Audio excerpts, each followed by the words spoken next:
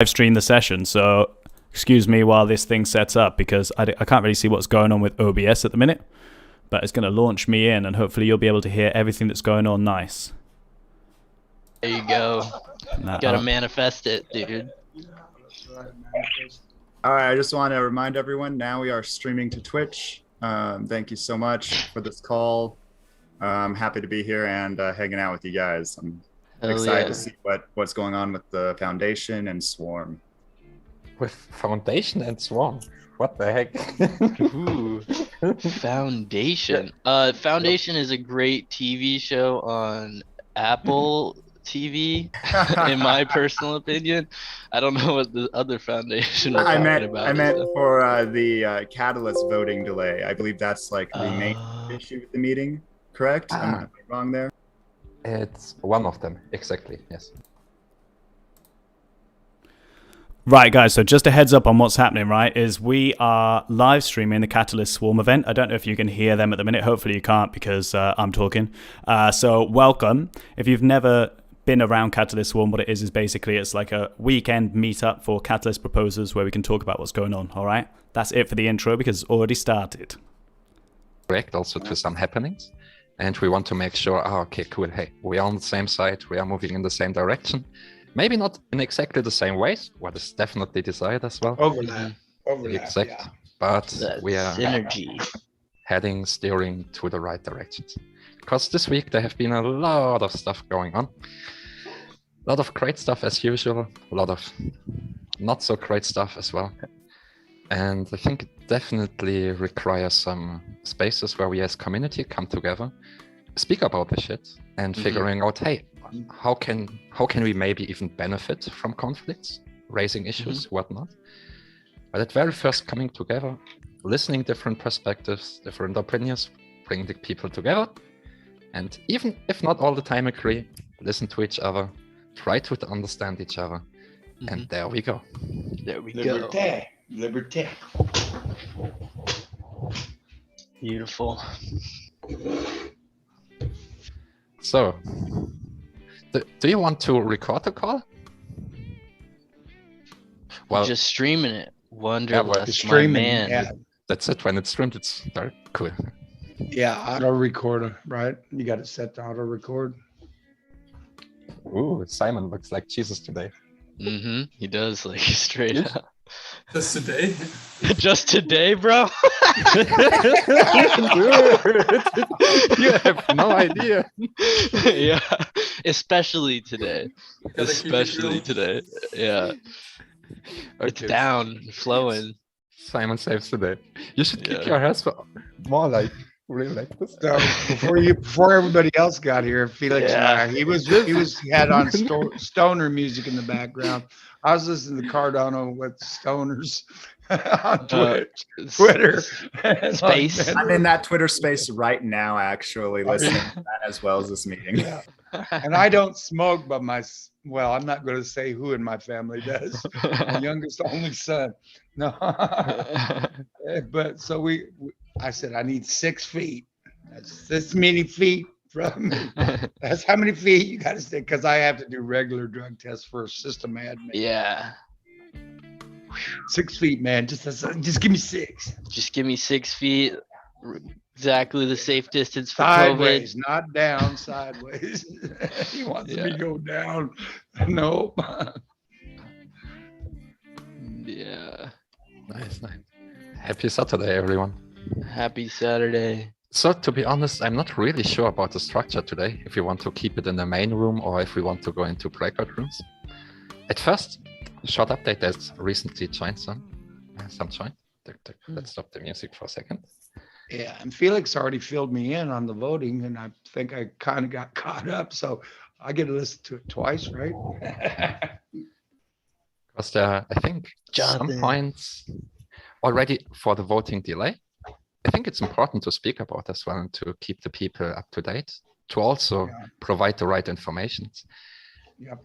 There has been, started with one veteran community advisor who figured out there's a CA botnet, very actively involved in Fund 7. And almost, I think it was exactly about 43 90% of all made assessments have been invalid. So we come to a situation where you can say, wow, guys, this is not only 1 or 2%, we are 40, what not percent, almost a half, what given assessments are invalid. And there's a very organized, I mean, when you set up some bots and then you provide AI written fucking assessments, this you don't do just by hobby, by fun, right? Right. So Well, there is serious work behind. Yeah. well, there's- how many? I have known nothing. I'm curious. Mhm. Other people, I'm sure, have more insight into how that works. But It's like the song 40 ounces to freedom. It's 40 bots to freedom.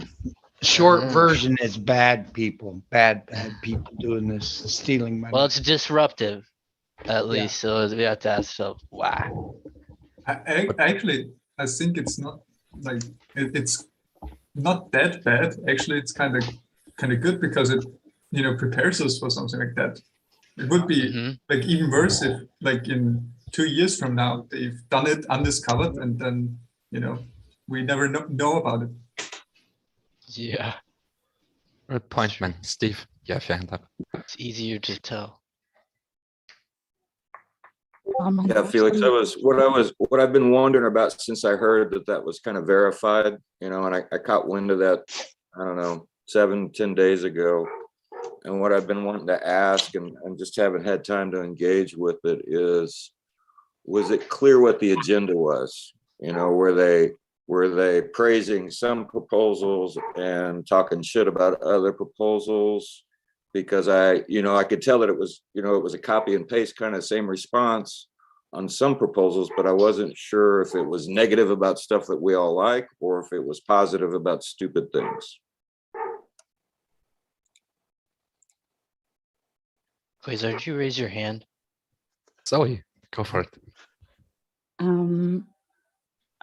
I think that it was inevitable that bots will join at some point. And also, I think we just have to figure out how to maybe find an identity solution for the CAs to verify that they are human. I mean, we have it for the town hall meetings on Zoom, so we can make it for CAs, right? I mean, it could have just been a money grab, because, if you crank out a lot of assessments, you can make a lot of money. But I didn't know if maybe there was another agenda about pushing the community proposal funding in particular directions. There's also, they can leave negative for people they don't like. For instance, right here. Thanks. So my particular observation, Steve, I went through thousands of assessments and I really didn't see any pattern. So I think it was just a money grab. And I think another silver lining of the entire story is that we had this VCA flash assessment round, and it's really staggering how many assessments we have had from VCAs. So that's something that I really think we should look at as a community and review our process of how we accept CAs and VCAs especially. Because if the people who are controlling, who are policing the assessments aren't up to it, then I don't know what we're doing here. I'm less concerned about money grabs because I know that we can defend against that. I'm more concerned about people trying to push, particular agendas one way or the other. Through manipulation of voting and assessments and all of that. That's really dangerous. Agreed, 100%. Sorry, they didn't seem particularly sophisticated to me. So this could have been done a lot better in an easy manner, but it just seemed random. Yeah, so going through even this flash assessment, I see a lot of gaps in the skill level of even some of the VCAs submitting reviews, and to a point where I've had to filter out several, either from copy paste or from just insufficient information. And so just how do we improve the, not gatekeeping like that, but like the filter that we all have to go through to get to that next level. I think we're really missing standards of quality. And I don't know if it's people not understanding the CA guide, the scoring guide, and maybe that needs to be re-updated, or if it's just we need to raise the bar. But I think as we move forward, one thing that I wanted to talk about in this group is, what about the reviews or the assessments, which are not terrible, but they don't say anything? They essentially are a checklist of what's in the proposal. For me, I will filter those out because I say this is insufficient information for voters. Voters, like, you need to be engaging with the material and providing analysis, critical analysis, not just yes, no, yes, no. But I even see that in the VCA round now in this flash round. And so some where they have 2 or 3 reviews and I have to filter out 2, like that just puts us right back in the same process that we are, right? So even the system this intern system, we still need to think about how we can reduce some of the gamifying or the people who really don't have the skill getting through, because we're just setting us back again now to have to go and do more for those that don't have it. Just personal thoughts. So we're talking here about the issues that people have had, proposers have had with their the feedback that was provided when they were initially assessed, and this caused a bit of controversy. There were a lot of problems put through by proposers that were feedback based on the information that was given about their proposers. Apparently, according to what they said, it's like 45%, almost half of all of the feedback given by CAs. So at the minute, they're discussing about how they can actually figure that out to improve it. I was added on to, and I didn't go deep and look at other assessments, on other proposals, but just the one proposal that I was on, when I read the assessments, I just thought, man, we are way overdue for making community advisors successfully pass a reading comprehension test. I didn't feel like I was reading shit from a bot or anything like that.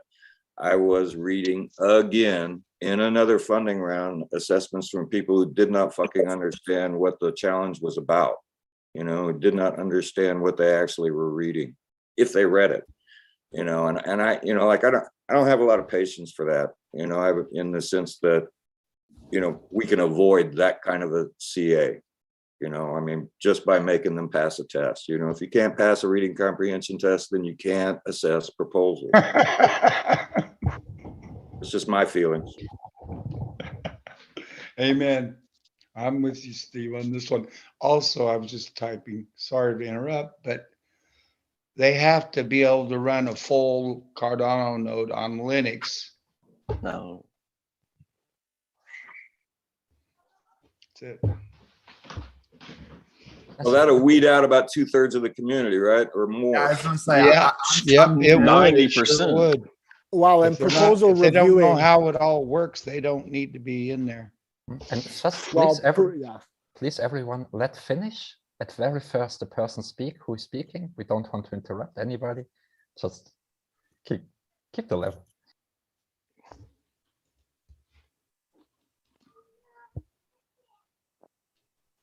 I didn't mean that you have to shut up. Huh? Right, well, fuck it. We'll just be quiet. Yeah. Maybe, Okay, let's meditate together. maybe we can Vanessa, let Exactly. Vanessa speak. Oh, hang on. Oh, yeah.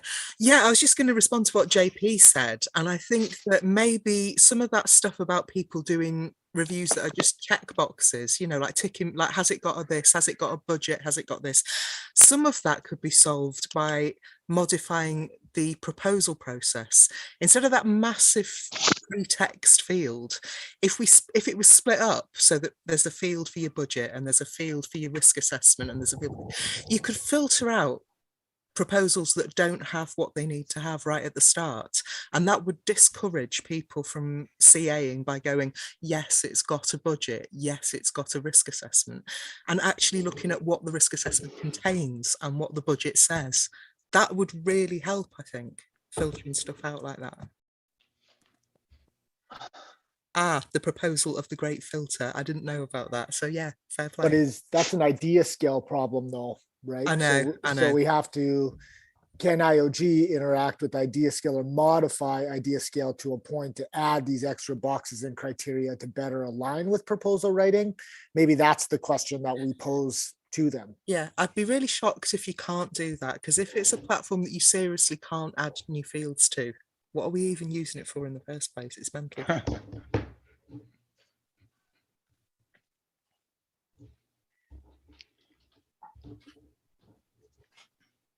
Please, it's on the list. Derek, Zoe, go ahead.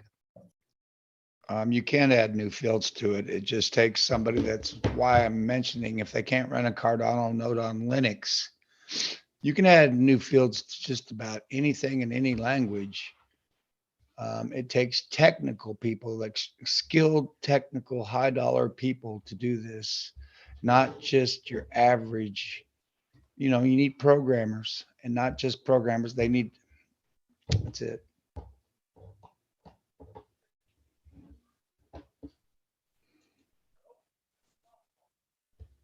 Yeah, but then you have technical people gatekeeping a community process, which is not technical. And I don't think that should happen, because most tech people, or it is a part of the technical person stereotype that they are not people person.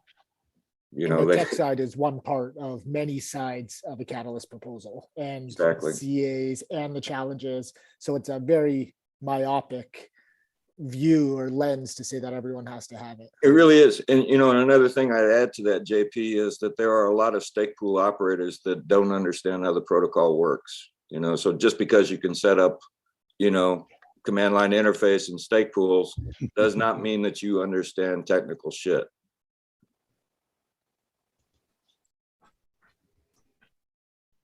Till you meant the first block. Yeah. And Vanessa, you still have your hand up. Sorry, Zoe. Oh no, sorry. I should have taken my hand down. Beg your pardon. Yeah, I was thinking about the somebody mentioned, I don't know if it was in the chat, about like training CAs, and my thought was that you could give them like NFTs for verification. That would be something that would like be proof of attendance or something. Maybe Simon could respond from this, from Catalyst School. Sorry, I was deep in thought right now. Can you repeat? Yeah, sure. I was thinking that if you want to train CAs and have like a proof of attendance, we could use NFTs. Yeah, I was thinking the same. Someone wrote something like that in the chat. I think that was interesting. I think also the problem is no matter what we do here, you could then build a bot that solves the problem. Like what was it, like a read comprehension test. Okay, then I build a bot that can pass the read comprehension test, and every year the bots get the AI gets stronger and better. So maybe, yeah, I think that could be a solution to the problem, but maybe there's a better one.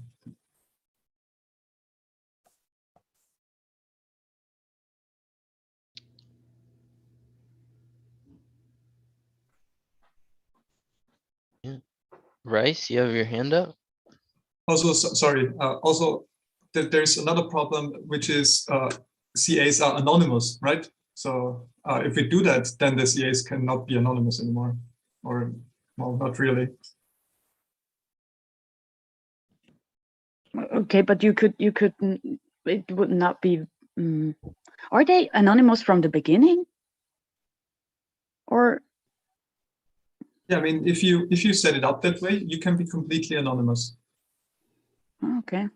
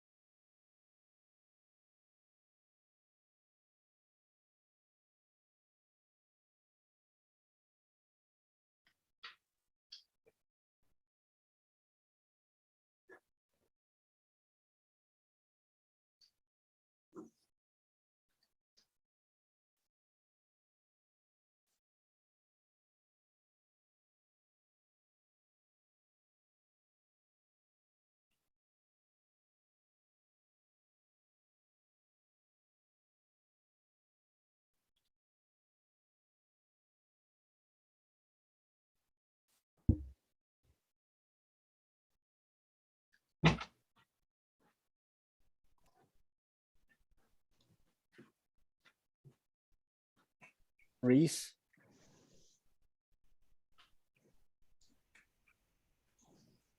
Oh, you still have your hand up. Horan. Yeah, thank you.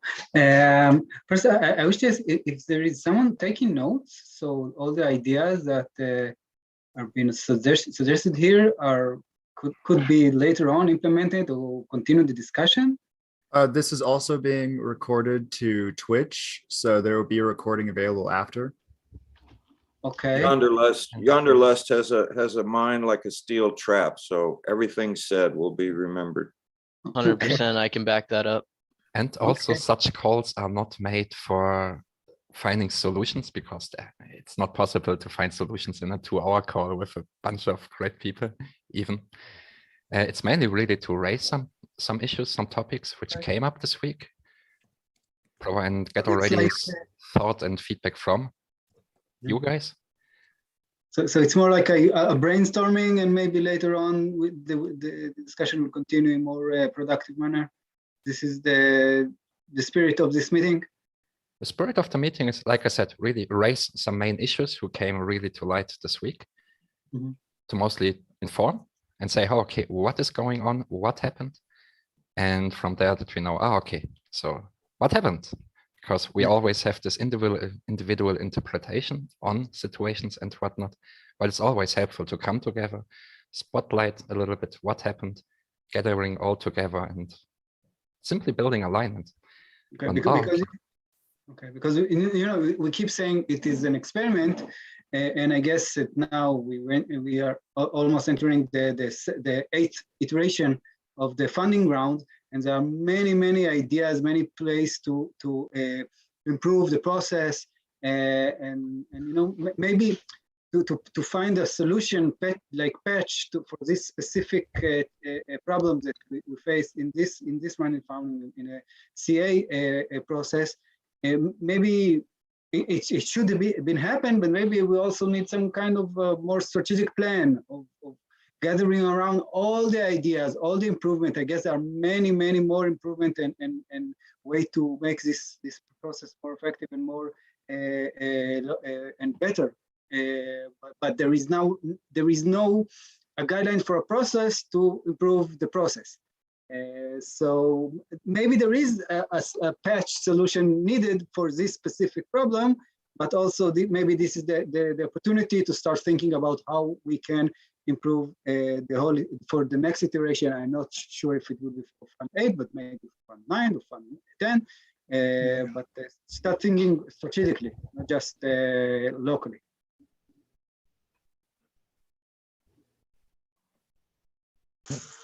I think there is a process who helps to improve the process. In my opinion, it's called Project Catalyst.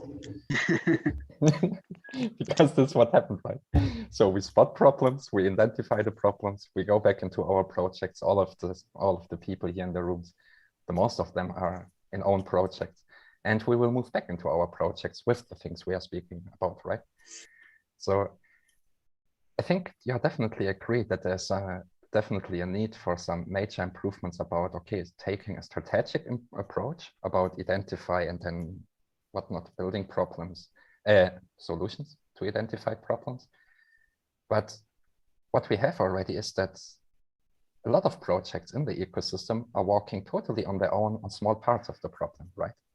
So we have an overall improvement process already in place, because each of us goes back into their projects with their earned and received knowledge.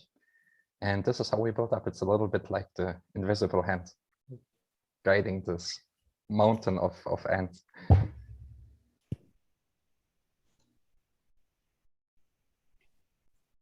Derek, please go. Yes, I would. This is why to us, changing the voting to one person equal one vote is so critical. We already know that over half the people want to remain anonymous. They don't. So we have to enable anonymous to full ID the range. But the one coin equal one vote has to stop. The rich will rule at all times. And that's all I have to say right now. Then Yeah, sorry, you have your hand up again. thank you. I am also thinking about this anonymity. I think because if you, of course, they can't just grab the money because the assessments get a quality check, as far as I understood. But yeah, I'm just thinking about how anonymous CAs should really be. I don't know if this is a good, yeah, if this is something good. Right.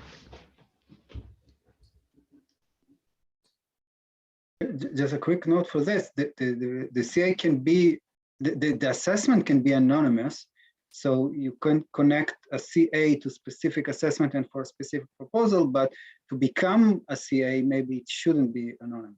So this is how you can solve this problem. That's actually a really good solution because it would enable the anonymity in terms of the CAs, but it would actually.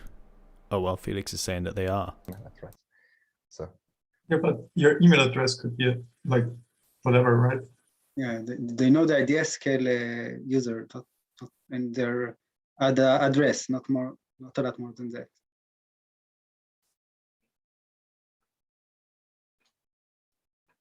Sharit, Simon, Scott. I was just going to say, why don't CAs need training? Obviously, that goes without saying. So why not have a 1 week Zoom session to where you onboard a certain number of CAs, give them a slot. Whoever's interested, give them a slot, have them go through the Zoom meeting, record their ID. It doesn't have to be given to the community, but somebody's got to know and hold them accountable. Then when they're done with that training, they have their ID. I mean, that's, if they want it, it's a volunteer position. It's not a job. You're not employed, but you're volunteering to do this. So then you volunteer to follow the rules. You volunteer to follow the guideline. Excuse me. So, I mean, that's one solution. I don't know how hard it'd be, but it just seems like we're flogging a dead horse that's been dead for years, and we just keep pounding it. And that's all we're doing is just talking about it. If you want to get the community's input, then it needs to be brought to more communities other than just Zoom and Telegram and Discord. The whole community needs to be reached out to.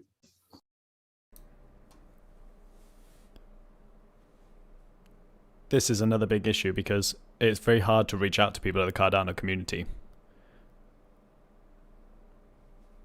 But I agree, CAs definitely should be trained. It's really important, especially when there's a lot of money and big stake for projects. I agree with that, definitely.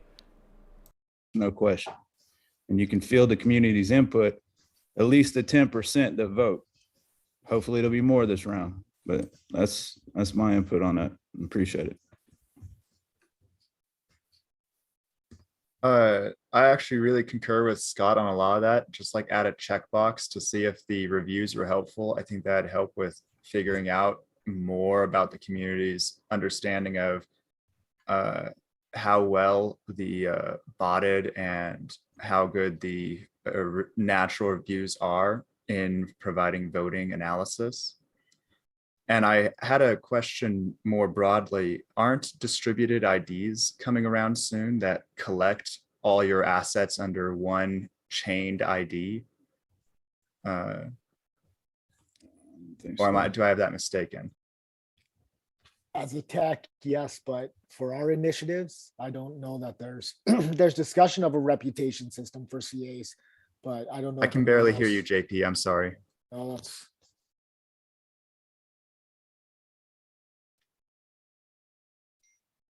Simon, Steven, then I would like to switch to a next topic. Yeah. So I think we would like to be inclusive. So I think that we should not have only technical people BCAs, because I mean, like, people are already, kind of saying, ADA is like a shitcoin because you don't have, I don't know, JavaScript you can program with JavaScript on Cardano, although that's not even true. But we shouldn't add more to the file. We need to make it more accessible. Yes. It should be accessible. Exactly.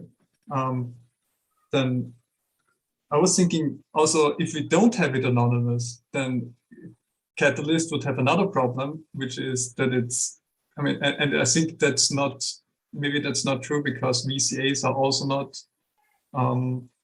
anonymous.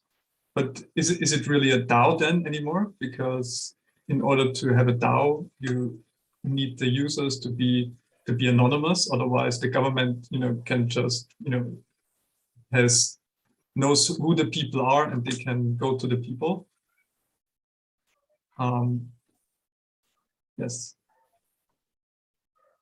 Those are my thoughts on this.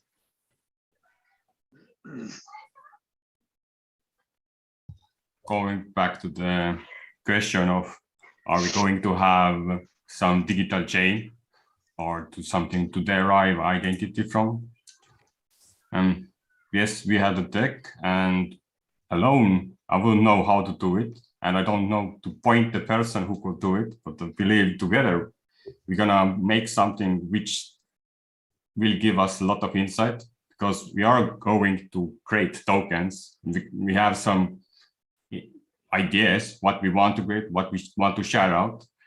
And there are a lot of different incentives, like not incentives, but different groups of teams who are already doing tokens and like sharing them out.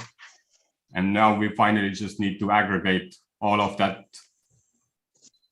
network we see, and based on that we can we can connect these two even to the community advisors, and like, hey, if you want, you will have more weight on your decisions if you just connect with whatever you want to show in your network, all the tokens you have, all the weight you have accumulated and from different ideas. So that will give us something. It's not decentralized IDE, but it's something more. I don't know what will come out of it, but I think it's an interesting technology what we should test out.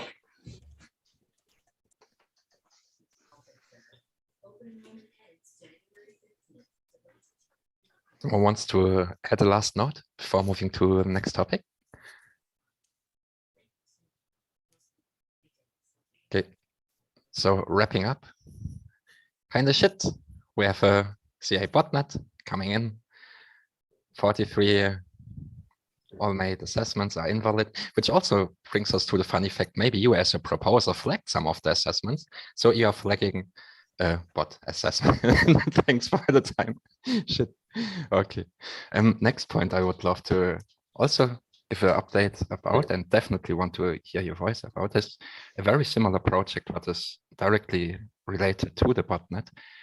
I think we are all aware Catalyst starts to become big as the funds rise. As the funds rise and the ecosystem grows and the community grows, other interests are coming in as well. And some of you folks are here since a while already, and we know each other, and we highly appreciate the space here, because for us it's really this, it's a safe place, right? We can act and interact in private or public spaces. And this is the place where we walk, right? In sessions like this here, on Telegram groups or channels, on Discord servers or channels and whatnot. This is our workspace, this is our office. And what we have there also is that we get more and more, let's say, an aggressive behavior, aggressive conversations as well. And also from time to time, a very, let's say, aggressive behavior against specific people or specific proposals, which has nothing to do anymore with the way we like to interact and we want to work with each other or to collaborate. And when it starts that our, let's say, walking space becomes places where we always have to argue against very aggressive, very harsh critic, it becomes difficult for us as well to have the, let's say, comfortable environment in which we want to act as well.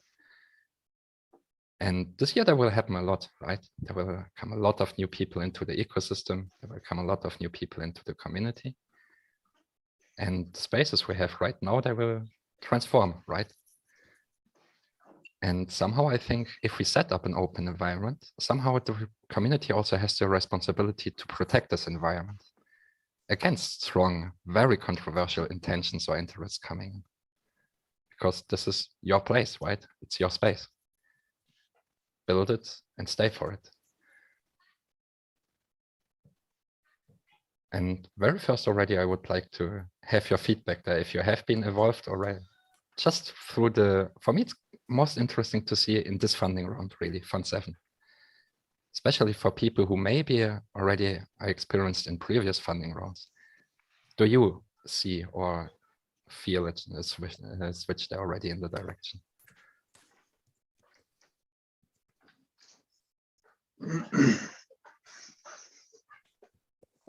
Ken. Hey, man. Steve, go for it. I've recently just become aware of some animosity building up, and I'm actually going to engage with one person who I have a lot of respect for, who's taken a negative viewpoint of a lot of people that I have a lot of respect for, and and I have no idea where it's come from, and I'm wondering, what am I wondering? I'm just very curious right now. I'm like, why are people getting, how is this animosity building up? There are some things that have bothered me for a long time, and within the community. I mean, the whole community. There are these various opinions among STOIC Pool operators and among people in the Catalyst community, and I know why they have their opinions, right? There are very good reasons for these differing opinions. I think that what seems to me to be lost in the rigidity of these opinions, how hard and just inflexible people are about their opinions. What I find disturbing about it is we want to be the world's new financial ecosystem, right? And that's going to be like billions of people.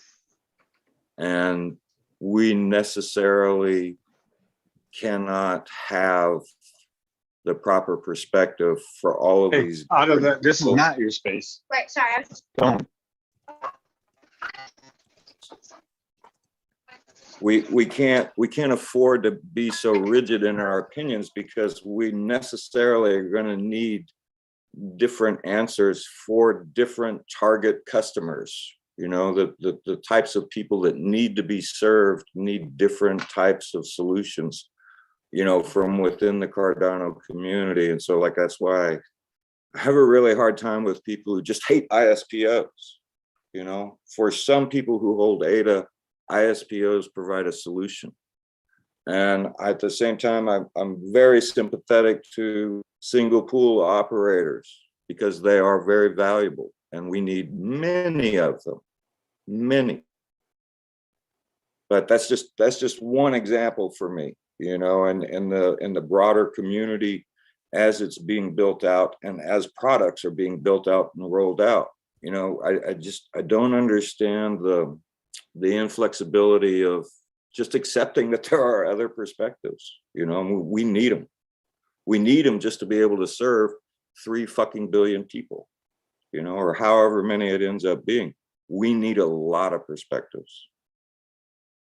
So that's my soapbox speech.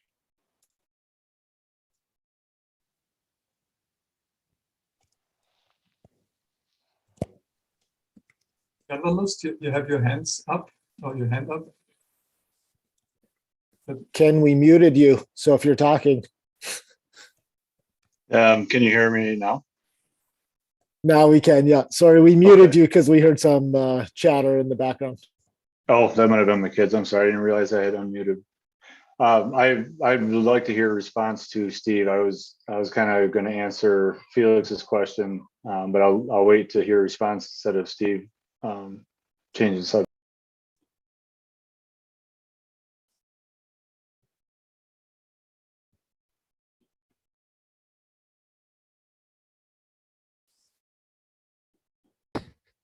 I think it's good to go, Ken. It's the story of my life. I say something and then the crickets, right? No, it's No, well, I Steve, can respond to it if you want, but it's like my point is like it's good to have voices from all different backgrounds and diversities, but there's a level of respect and encouragement and support and community safety that has to be respected before, like, opinions cannot be a shouting match where one voice just bullies the other person out of the conversation. And that's what it's been lately. And we've seen it in the community. And I feel as a community, the responsibility falls on us to police those people, for, like you said, to pull the person aside that you've seen and be like, buddy, what's going on? You know, like, this is not what we're trying to instill. That's the exact right step. But I think community wise, we could do a better job at making sure that it is a respectful discussion, you know, and it's on both sides sometimes. But the bullying, I think, is a real problem. And especially when it just, that is what stops new people from joining the community. It's what shuts people down. They don't want to participate.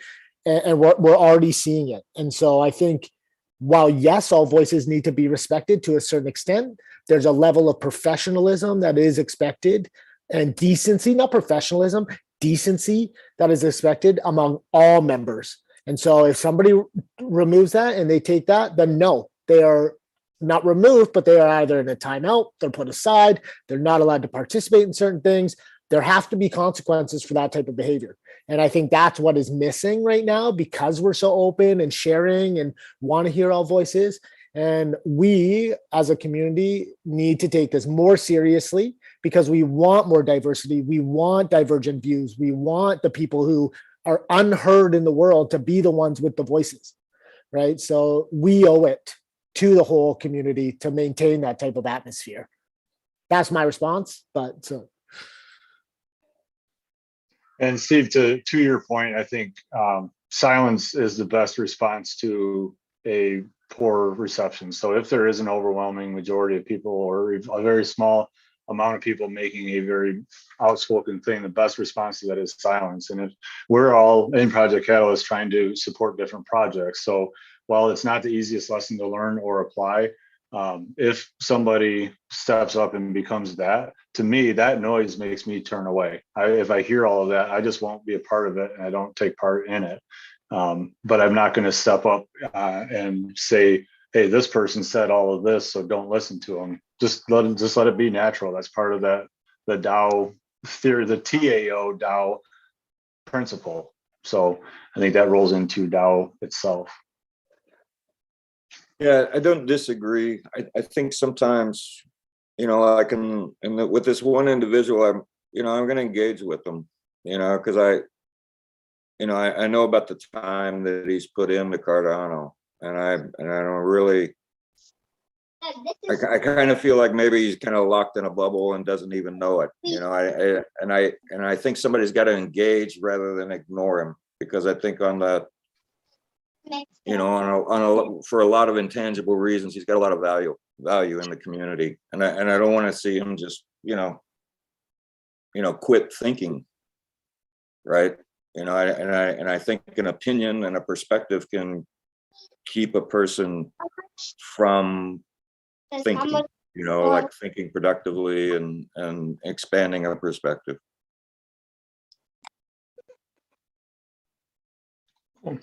Well, Felix, I'll make my point to answer your question with regard to the community itself, and being receptive to coming back and going and being my take on it. And one of the lessons I learned about when I started getting into it, people started saying, well, hey, this person was here in Fund 1 and 2, and now they're just not around. And people started kind of raising their voices about, hey, where are they? Where are they?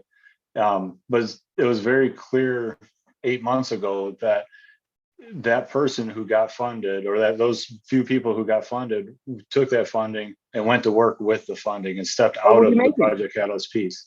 So part of where I'm at and what I'm doing is I was funded in Fund 5. I also participated in Fund 6.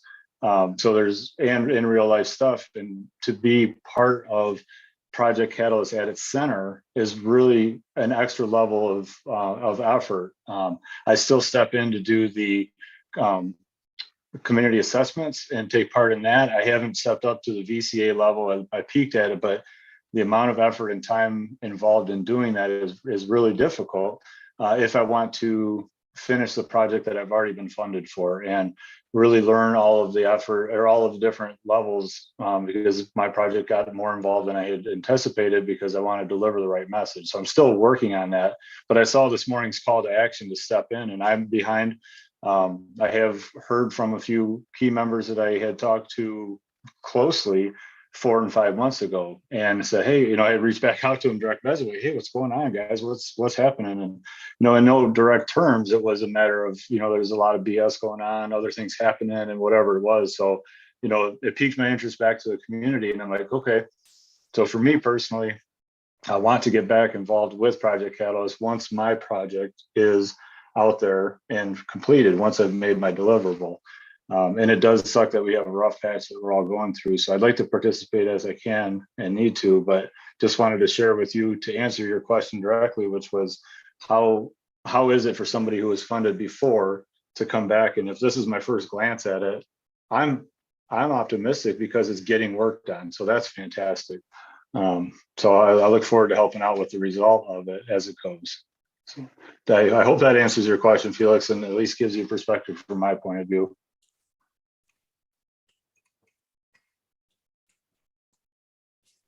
Thanks a lot. Yes, and Zoe, you had your hand up as well. I just wanted to share my opinion on the bullying stuff. I didn't witness any bullying in Catalyst, maybe yet. I hope not yet. For me, the most important thing is because I got bullied in school and I went to a lot of therapy and talked about it and stuff. And the most important thing for me is that you don't focus on the bullies. You focus on the people who got bullied. And like this, you can strengthen them and you can really form a community that grows out of these problems. And also bullies will feel stupid when they don't get this attention. Because I don't have to tell you that bullying has a lot of stuff to do with a small ego. But yeah, it is exactly this. And we should focus on who we are giving attention and how we give attention and what attention we give.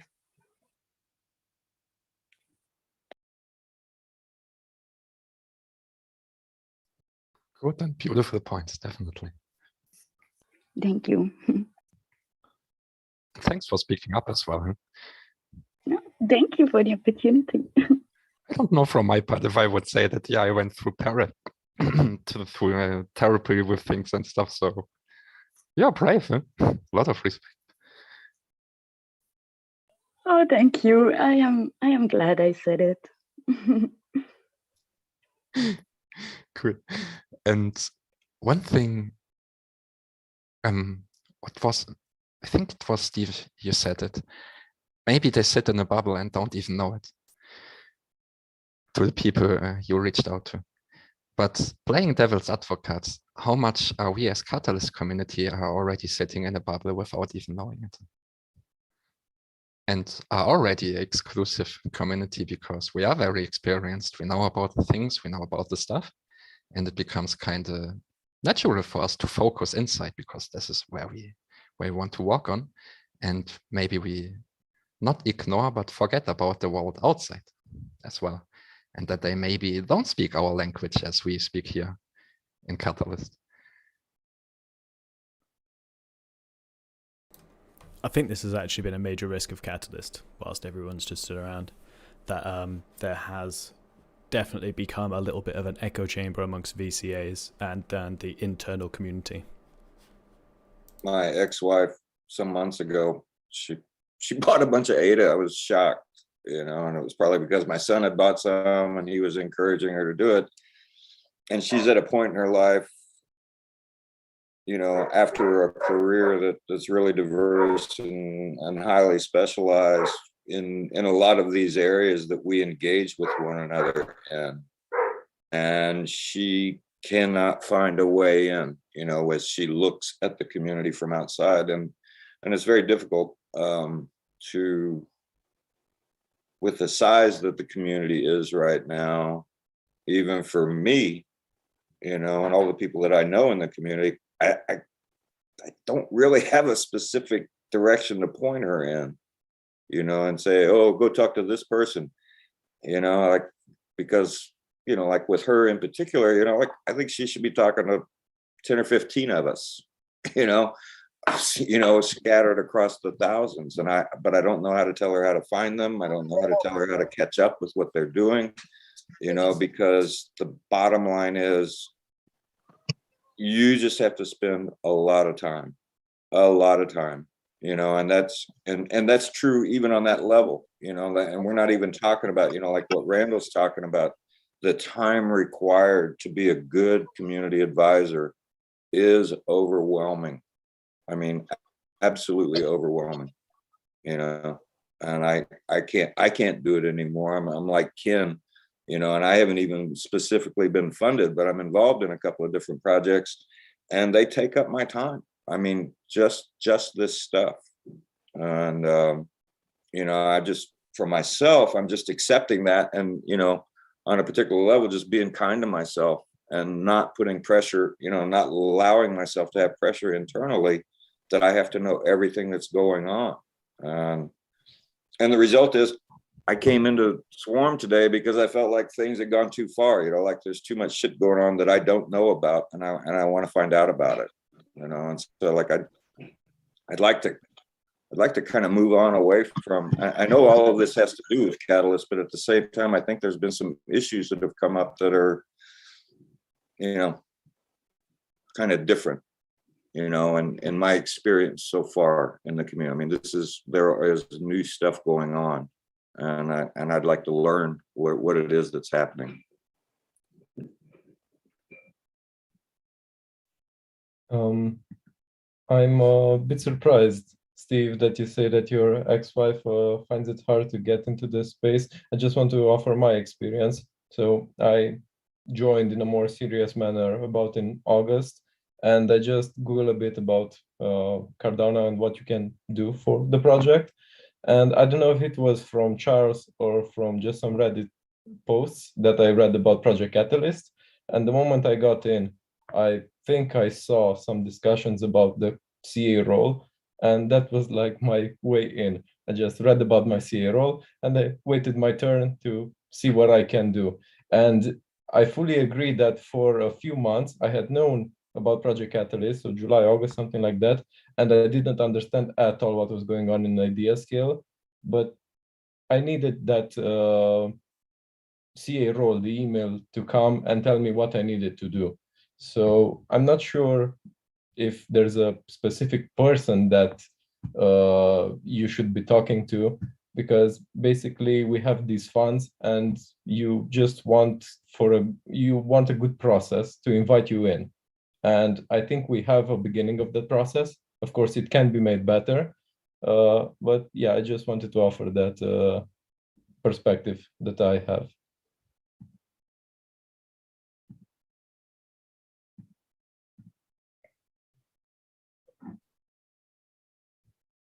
Tefera, and then Simon. Oh, yeah. Can you hear me? Oh, yes. I just want to remind something to the community and about expectations. If I remember correctly, I think one of the most knowledgeable people in this community about how this thing should run is Door. And if you remember, first couple of sessions we had, he was almost in tears about bullying and all those things. He was very upset about it. And I was thinking that he should expect that he couldn't even stand it. So I think as Zoe said, that's really about the resiliency, about building the resilience, our own resiliency, than more than changing the people who do that. Most importantly, we talked about this thing many times, almost in every session, and this is, we are building really a crazy new society. We are building a nation with all the problems. We come with all baggages, and we are going to experience all the wrong things that has been done to us, and we are going to inflict to each other. We have to go through this. What I think is that we need really to build the resiliency to take it and use it to make a better space for ourselves. We can't, yeah. I learned, I was actually sometimes getting a bit, well, why people are kind of saying again and again. I learned to listen and listen, even so they say 10 times, 20 times. But the resiliency, how can we, in technical level, how can we build, rule level, how can we build resiliency? And on personal level, how can we build resiliency? How can we listen? How can we talk? How can we choose the words we use? How can we care about our community? How can we care about fellow human beings? All these things that we have to relearn, really. We are coming really from a very broken world, and we are trying to rebuild a world that is really better for all of us. And it is really, already we know each other for a very short time, and we can really say things that we never say to anyone. So I think we are better people for it, as it is. So I think our expectations should be from that. That's what I have to say.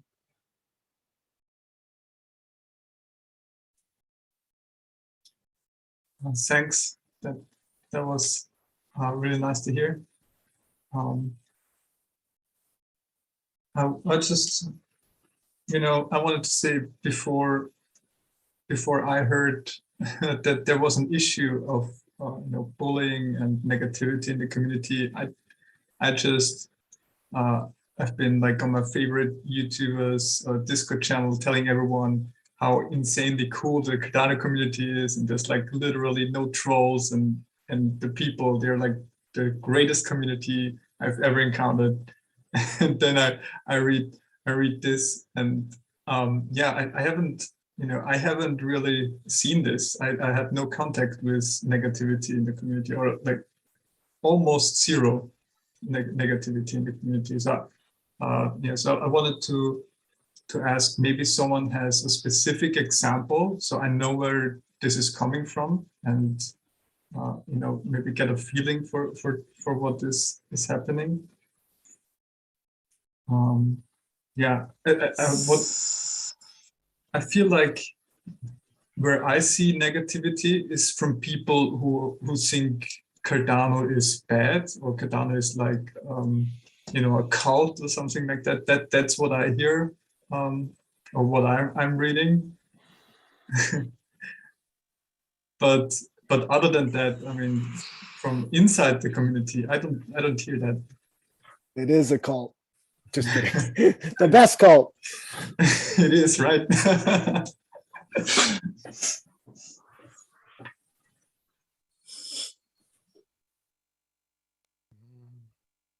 Not sure if I want publicly point to the exact situations, because then it would put people simply put on the spot. But I don't think it's fair. Definitely not when the people are not present in the call where you point at them. They should be there to have the possibility to defend and bring their point of view. But where did in the cases that sometimes was focused on a specific proposal or with a specific group. So that people coming in, they're really like, hey, everything what you do is shit, fuck off, why you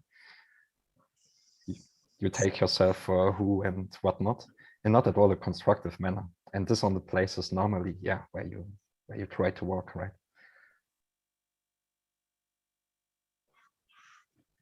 Yeah, I get that. I mean, that is a difficult situation. Maybe you can point to the proposal that you were referring to.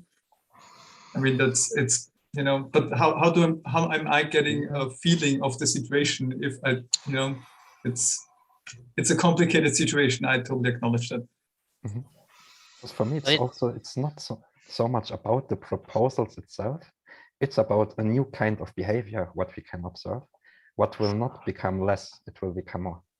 Mm-hmm. And I think this is the main point to focus on, to say, hey, okay, if there is a specific project, a specific person or specific group who gets very aggressively pointed and attacked, how do we as community want to react on this? Do we have any moderators on place from the community who moderate the spaces? We have, but we don't even have the possibility to pay them.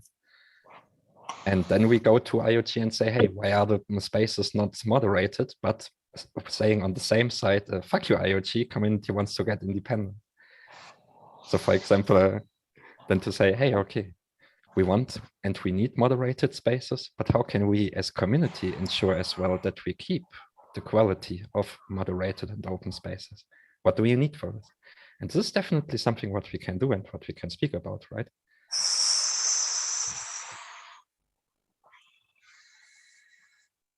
And Peter, then Zoe.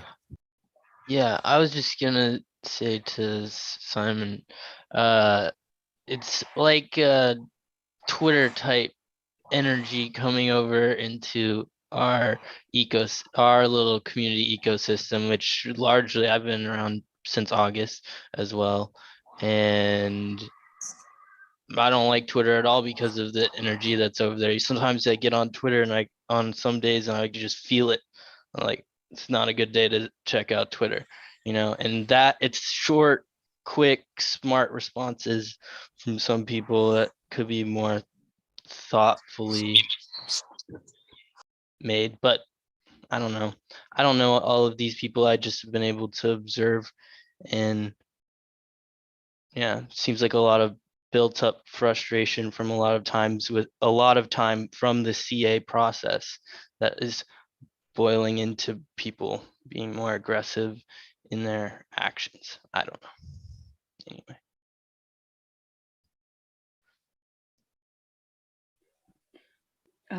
I am very much aware that you don't want to get into the specific situations that happened, but I am just interested in through which medium it happened, like on Telegram or on Zoom or on IdeaScale or everywhere.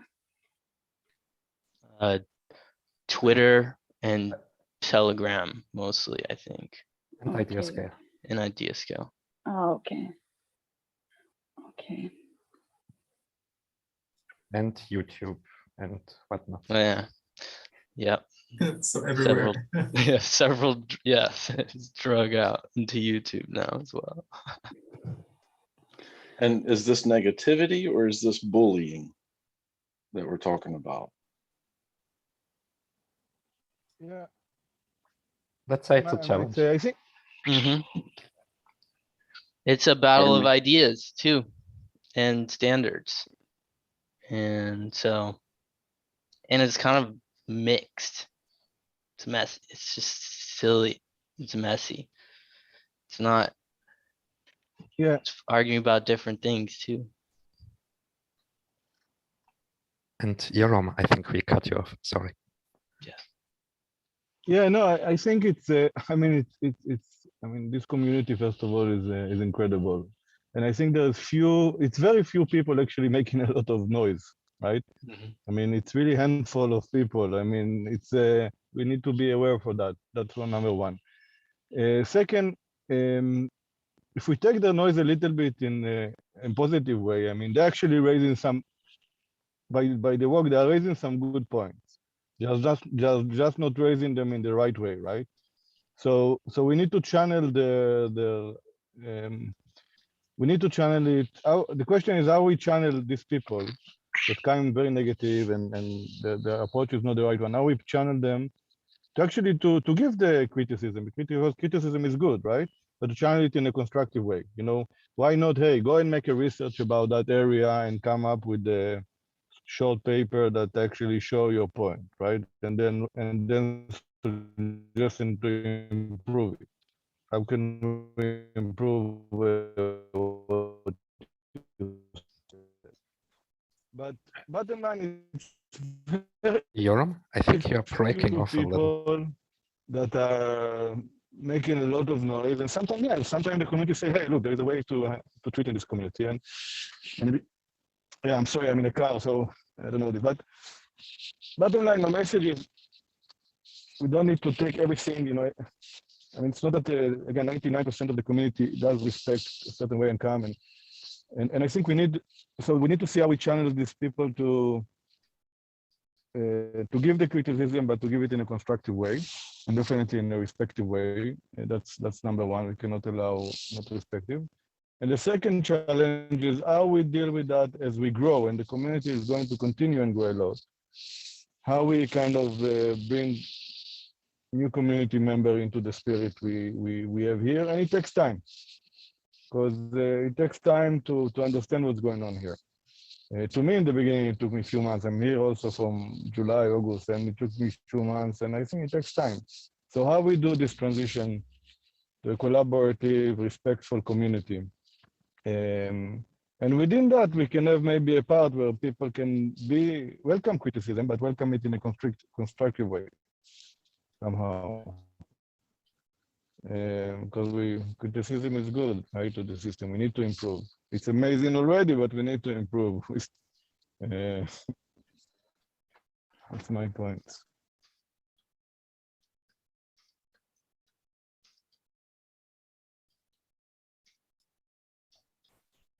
Stephen, sorry, and then Kirsten. Yeah, thanks, Felix. So I was going to give my perspective. I've been in Project Catalyst since March, since almost the beginning. I just want to say that the impression people get of the community is not the whole community. From the beginning, I've seen people marginalized, voices excluded, people not knowing how to facilitate things, strong voices taking the front stage.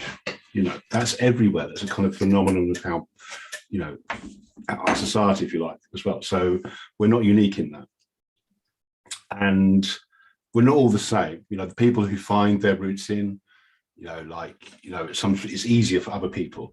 And it's easier often by the kind of work you do if you're a developer or that.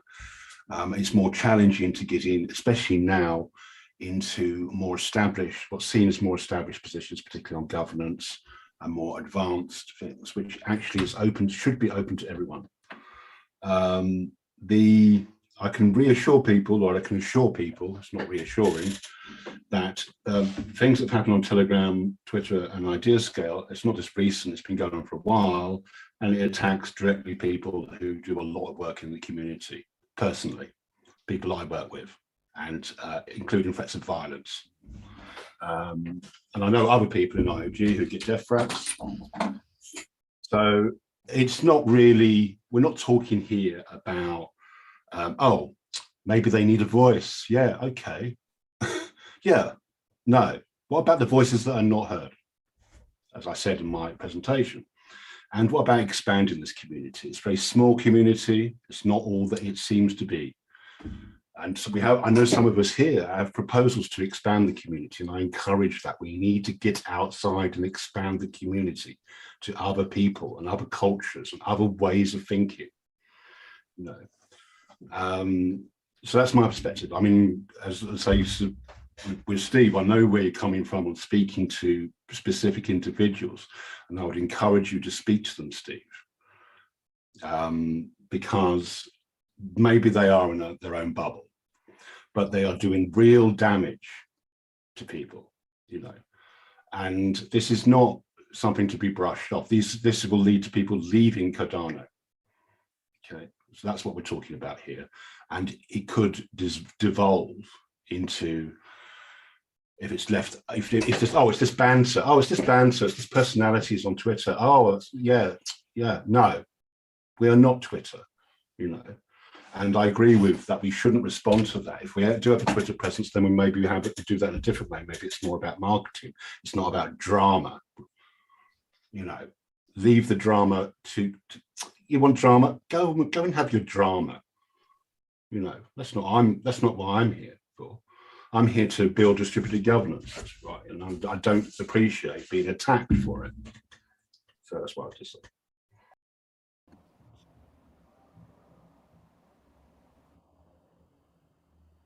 I just have a question to Stefan. Is there a kind of study whether it is getting worse since the beginning in the community? Well, obviously, the community is getting bigger, but the problem is getting worse, or? I don't think so, again. I think, because you referred to bullying at the beginning, you know, and I just simply don't think, also, I'm not naive, okay? I'm not saying we're all going to sit around the campfire and sing Kumbaya. You know, it's kind of like, thank you. There is kind of people will disagree with each other, and there will be conflict, for want of a better word. And I think what's happened is it hasn't gone away; it's just receded and come back. It's just for various reasons. I can assure you that in quiet periods, and I can speak from personal experience, that I was involved in projects where it was all going on within the project, okay, and I had to do something about it. Some people even know what I'm talking about, but but even moving on from that, it always exists, and there's always there's always barriers to people. And by people, I mean, it's also, statistically, it is for, I have to say, for women, it's also for people who think differently, who kind of act differently as well. I've had this a lot, where, let's say, people who can't be so forthright, let's put it on, you know, and that's sometimes celebrated as a good quality in our community. Oh, what doesn't kill you makes you stronger. That quote actually comes from Nietzsche. And okay, whatever you think of Nietzsche, you know, it's kind of, sometimes what kills you, okay? It doesn't make you stronger, you know. And what Talib Nassim said about anti-fragile, for example, he didn't mean that. He meant that people can be you should be anti-fragile, not at the expense of others, you know. But to answer your question, I kind of went off on a tangent there a little bit, but to answer your question directly to Gan, I think it's just always been there.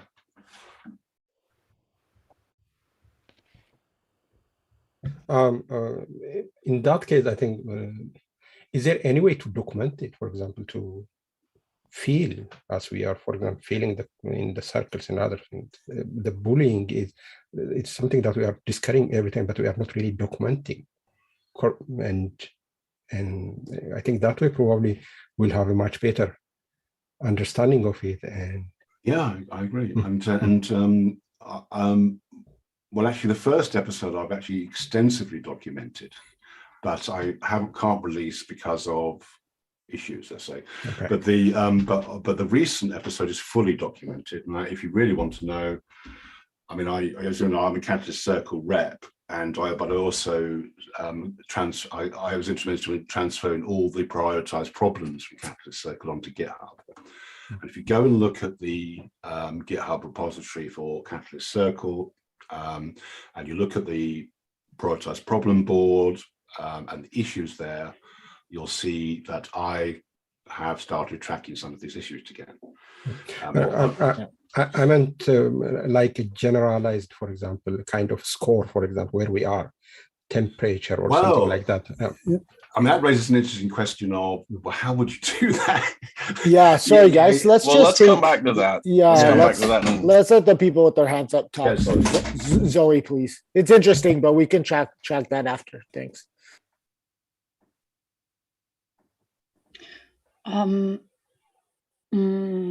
Okay, sorry, I was very much thinking about this conversation, so I lost my point.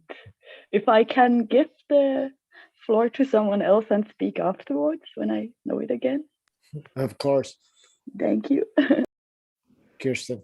Yes, so I have raised an issue about feeling bullied on Telegram, and it is in the Git book, so it is part of what Stephen referred to, and it got very argumentative and very disrespectful very fast. And whether you like what I raised or not, if you read the way that the people that I said have been bullies on Telegram, how they responded, that was very difficult and problematic. They have been using kind of like things like there are people who need pronouns that would want to have a say in here. So it got very like insulting.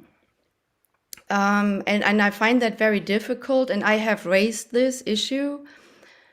Well, there's a couple things. I have been saying something on Telegram twice, and I have been bullied twice, very disrespectfully, without myself being disrespectful. I have spoken up against something, but not in an argumentative way. I mean, you might not agree on that, but I feel that the Telegram group is something where people might enter the space first.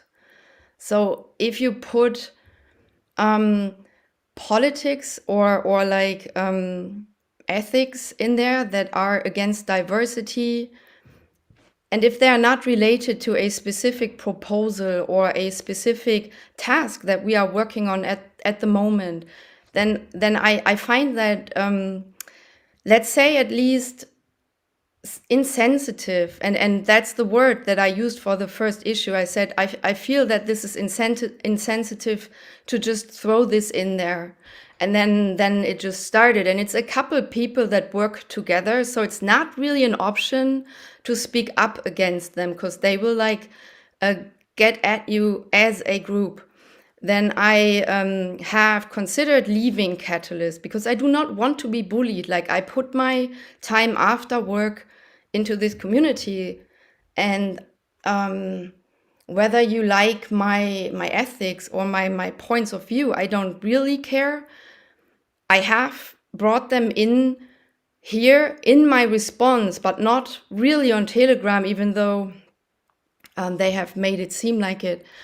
And I'm just saying, people that enter the space through Telegram and that do not share those very, like, let's say, I don't want to label it, that share those views, they might not want to stay in this community. I would have left. I knew the community.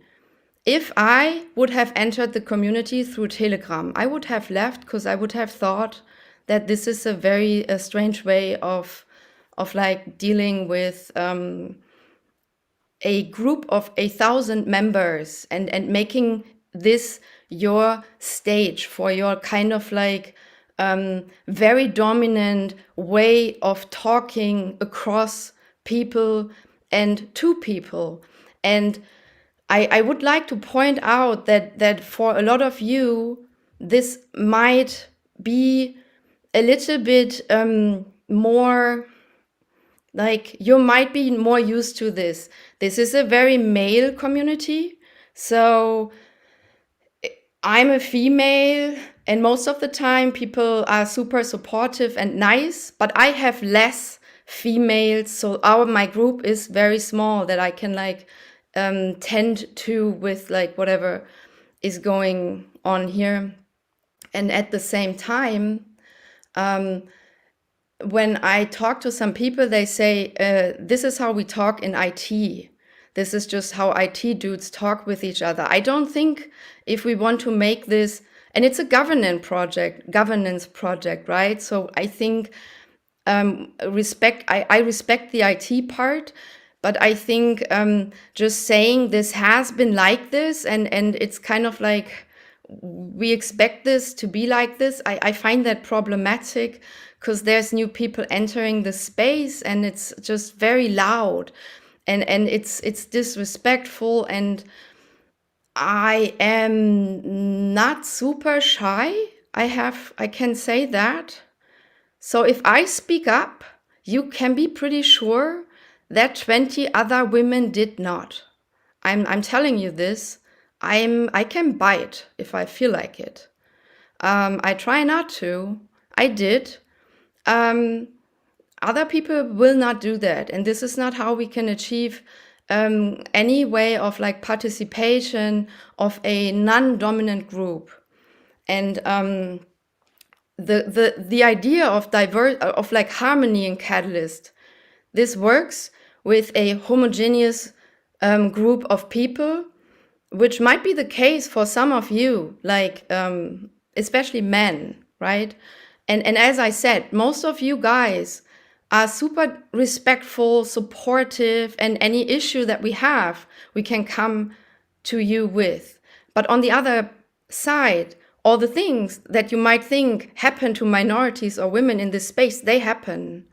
And if you talk about harmony, we don't have that all the time. So we can't really there's no harmony for minorities in a way that you might think it is. And I don't know. I that was really drastic. I have to say, like, I understand you want to all like get along, but we didn't get along. Oh, one thing. This is just the last, and then I'm done. So I have been raising the issue, and in the process, which was really not nice, and it might still be going on. So I'm keeping off of like some of the channels because I can't deal with it for weeks to be like labeled and like disrespected all the time. But I've been in this community for like a year now, I guess. So I know who to talk to. I have like people that I trust, people that I know will respond or take on the issue or give me feedback or whatever.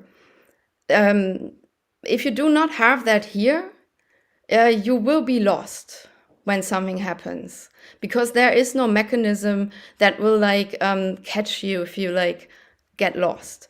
So while I don't find it super relevant to talk about a specific issue, which I have done now, I guess. So it might be relevant or not, but more relevant is like, how can we support people? Like, how can we build networks? And is there ways that we can like support people in kind of like a mediating kind of way? Do we have mediators that get like that people can turn to or something like this? And how can we connect groups and stuff? And what do we do if we feel like we're disrespected here? Okay, thanks. Those were very important points, and I was also thinking about how can we channel this. How can we give people safe spaces? And yeah, because I think the reason you stayed, I assume, is because you have a network here, right? And you yeah, or if you want to speak up why you didn't leave, you were welcome. Because I have Steven. I told Steven, and he was objective in the matter, which I really, really like respect. But just having somebody to like, okay, so I have an issue, respond in whatever way, you know what I mean? Like being heard or whatever, having just like generally a voice, even if it's through like a private message, that helped me.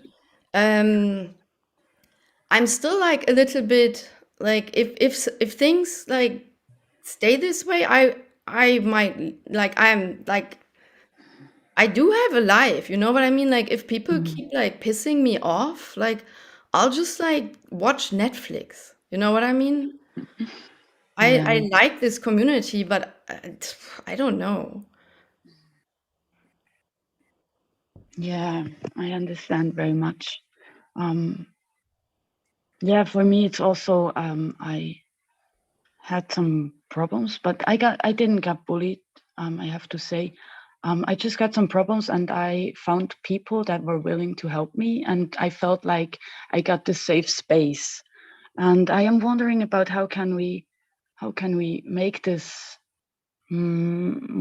bigger, a bigger safe space for really also a visible safe space for people where they can reach out. I think it's a communicative issue. I'm willing to like discuss like, okay, so if I stepped over a line, I can apologize for that, or I can like mediate and talk to somebody, and then we can either agree to disagree or try and have like a civil way of making things better in the future. But this didn't happen. Like this got like fucking really, really weird.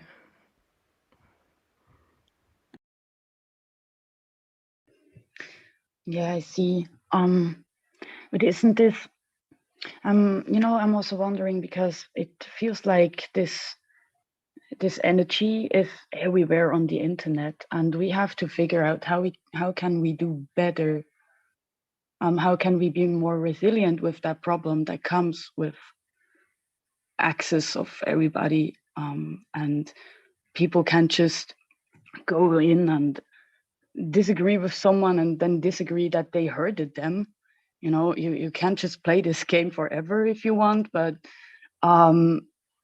yeah, I'm just thinking if there has to be some solution to make this more resilient, because it will come up again and again. And I am also very grateful for every soul that listens and that tries to help, and yeah, really is interested in keeping up the overall well-being. But yeah, it is difficult if it's not systematic, if it's just individuals. Or yeah. Vanessa. Yeah, I was just going to say, thanks, Kirsten, for what you said. That really resonated. And I think one of the things that maybe some people are forgetting is that when there's like a bullying, scornful atmosphere in a channel, it doesn't only affect the individuals who are actually bullied, it puts people off in general. And I think that burden, that feeling is disproportionately so for marginalized people. When you're part of a demographic who are already marginalized in Catalyst, you know that you are, and you know that you're vulnerable, and you're less likely to speak up and say something, and you're more vulnerable to being silenced or trivialized in general. So you're going to be more put off by that bullying, scornful atmosphere. And yeah, that can really push people away. That burden is disproportionate for people who are already on the edges for whatever reason. And I guess that also makes me think that sometimes while I hear people when they say resilience, I think sometimes that can be almost like victim blaming. It can be saying, yeah, it's your problem, you've got to be resilient. And sometimes I think, no, it needs the community to stand up and say, nah, this behavior is not good enough, sorry. So that's my take on it. Oh, I'm sorry for just speaking up, but I just want to emphasize that I didn't mean it in any way that the victims have to become resilient. I really mean the community has to find a solution that makes it resilient and that makes it also possible for people who are in this moment not resilient enough to get resiliency. And not because like not in a way that that they should do something else or something, or they but just in a way that they have the possibility, and also that they can know that there are people, not that they have to be resilient themselves or else they get wrecked or something stupid like this. It's just really, I really meant it for the community as a whole to make this resilience possible. Yeah, exactly. That's a good point. Dana, please. Hello. This is my first. Can you guys hear me? Yeah. This is my first Catalyst, or sorry, Swarm meeting, and the first time I heard about anything going on that had anything to do with conflict, I think was when I rewatched the town hall just recently, and very concerning, very concerning. And I appreciate the safe space that everyone's had to speak and share what they've been going through. My concern, I used to deal with conflict management in my previous life in corporate America on some aspects. And one of the things is, first, how long has this been going on versus just a week ago? Like if somebody has been has been being bullied through whatever channels it was, how long has it been going on? How long will the community allow it to go on before something is done about it? Because here's the thing, like there needs to be, in a spirit of decentralization, like, yes, we want everything to be voted on and things put into place. You need to sign this that says, we must all be respectful. But at the end of the day, there needs to be people put into place who maybe are not involved in proposal setting or things like this. Somebody of a professional manner who has a background in a mediation or in a mental health, or somebody to go to that people have access to. Because the thing is that things like this become a virus, and if they are not nipped in the butt, the virus grows and then it infects everything. So there needs to be, I don't think this is something that can wait for a proposal to be put in a fund date and then 2 months go by and then we vote on it and then that happens. Like, if this is something that is basically putting the whole process in danger, and people who have been, a part of this, Christian, to say that she's been involved in for a year almost, and now she's like, I could take it or leave it right now. Like, that's, to me, as somebody who just joined the community, that is very concerning. And so I just,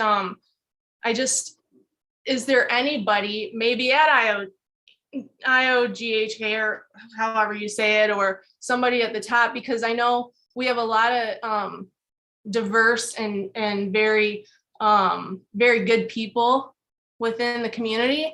However, there needs to be help, and if there needs to be resources to put behind that, maybe this is something where somebody goes and asks, because if this could really damage the whole process, and it cannot be allowed to continue to go on for a whole funding round in order to get something funded behind it. That's just my 2 cents. Yeah, I just want to build on that. There are community guidelines that are out about moderation and how people are supposed to behave, and maybe it is a reinforcement in every aspect, and that the community really ingrains those principles of respect, of decency, of healthy critical debate, but in a way that doesn't marginalize, discriminate, disrespect, just to weaponize these words against these groups. I know it's not a solution right now, but just dusting it off already and integrating has come into some conversations. So perhaps that is one way. But Kirsten, I don't know if you want to respond to any of that either. And I understand that this is not easy. That's the thing. Like, I'm not saying that that I have an answer, or that I have like a certain expectation or anything. I've been mad is the one thing. Like, I felt this was too much. Like, that was too drastic. I felt really like disrespected. I felt that that I had to make some decision. So I raised the issue, and then it got worse. And I know it's difficult. I have absolutely no idea how to deal with it, and also no real plan here. I think lots of things happened really fast. So I'm guessing a couple of things came together at the same time, or have been going on at the same time, or whatever happened. So talking about it is helpful, and the decentralization, I do value that. So really, I don't know how to deal with it.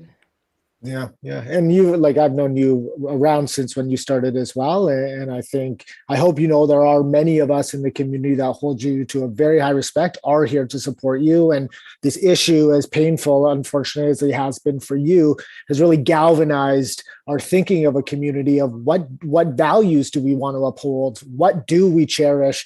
What do we see ourselves as a broader community? And all of those values and principles of respect, honesty, decency that you're talking about and just asking for, which are commonsensical things that should be foundational. We really value it. Like, I personally value you bringing it up as well. So thank you. Alexandre, please. Hey, so my question is simple. Why do we not have a channel where we can report such behavior? I mean, if we have the guidelines, we need a way to enforce them. The moment somebody oversteps the guidelines, they just need to be reported to a moderator. Why don't we do that?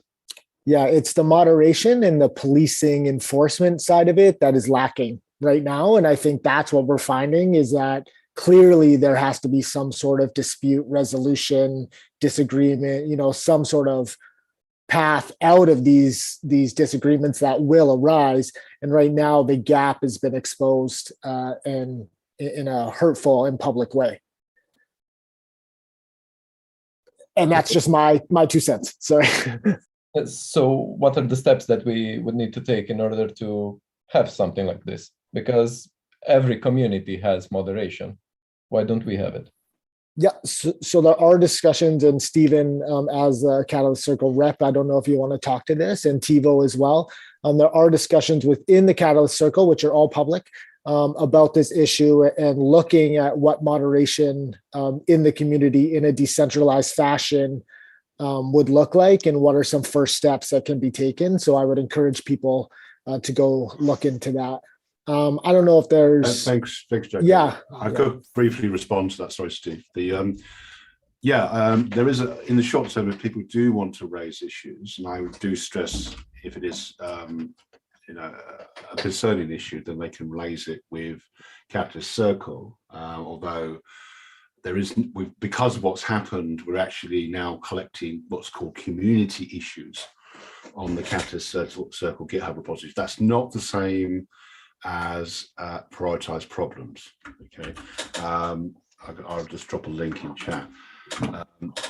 So it's not an ideal system. It's like a kind of stopgap, and then it just allows the community to raise any issues they want with Circle. Obviously, Circle is not is a problem sensing organized structure, which is not really appropriate for moderation. We are discussing with Harris of IOG drafting or refining and implementing the current code of conduct, which IOG has kind of had since it's kind of really quite a bit out of date and needs to be implemented more properly, and the moderation needs to be applied more evenly. My intervention, which was kind of came from, was related to what Kirsten raised, but I have to stress, it's not just what Kirsten raised. I raised it as a kind of the last straw in a pattern of behavior. Which kind of leads on to the fact that you're right, Alexandra, we need to implement a code of conduct. IOG's feedback on the Telegram channels is to look again on the moderation on the Telegram channels, the general Project Catalyst one and the CA one were the main places. I'm not sure what's happening with IdeaScale. IdeaScale tends to be more heavily moderated, hopefully. Twitter, we can, as someone said before, I think all we can do is try to be professional on Twitter and not respond to, or if you want to get involved in drama, that's up to you, and you have to face the consequences of that on Twitter. Okay, thank you. Yeah, and just TiVo, if you want to speak as the other rep on Circle, then this might be a good time to jump in. Sorry, Steve, to go. It's just on the same topic. I'm a bit less emphatic person, but I like numbers. So I like the idea of like recording these kinds of incidents, and just to me, like what JP also said at the start, like timeout is like the easy solution, and because they always start from like very root cause, which just like builds up on different pathways, and we don't need it. I think it doesn't contribute value. It just undermines people's like attention. That's not what I want to say. Yeah, thanks. Steve, please. I really appreciate Kirsten's experience and perspective, and the fact that she's staying, and I really do. I guess what I want to do is kind of like try to put a context on a couple of things about what goes on in the community, what goes on in these various community channels, whether it's Discord or Telegram.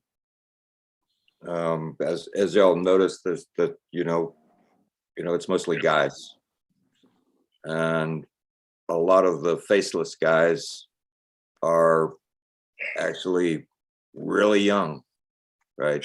And I mean young, like their brains aren't finished, right?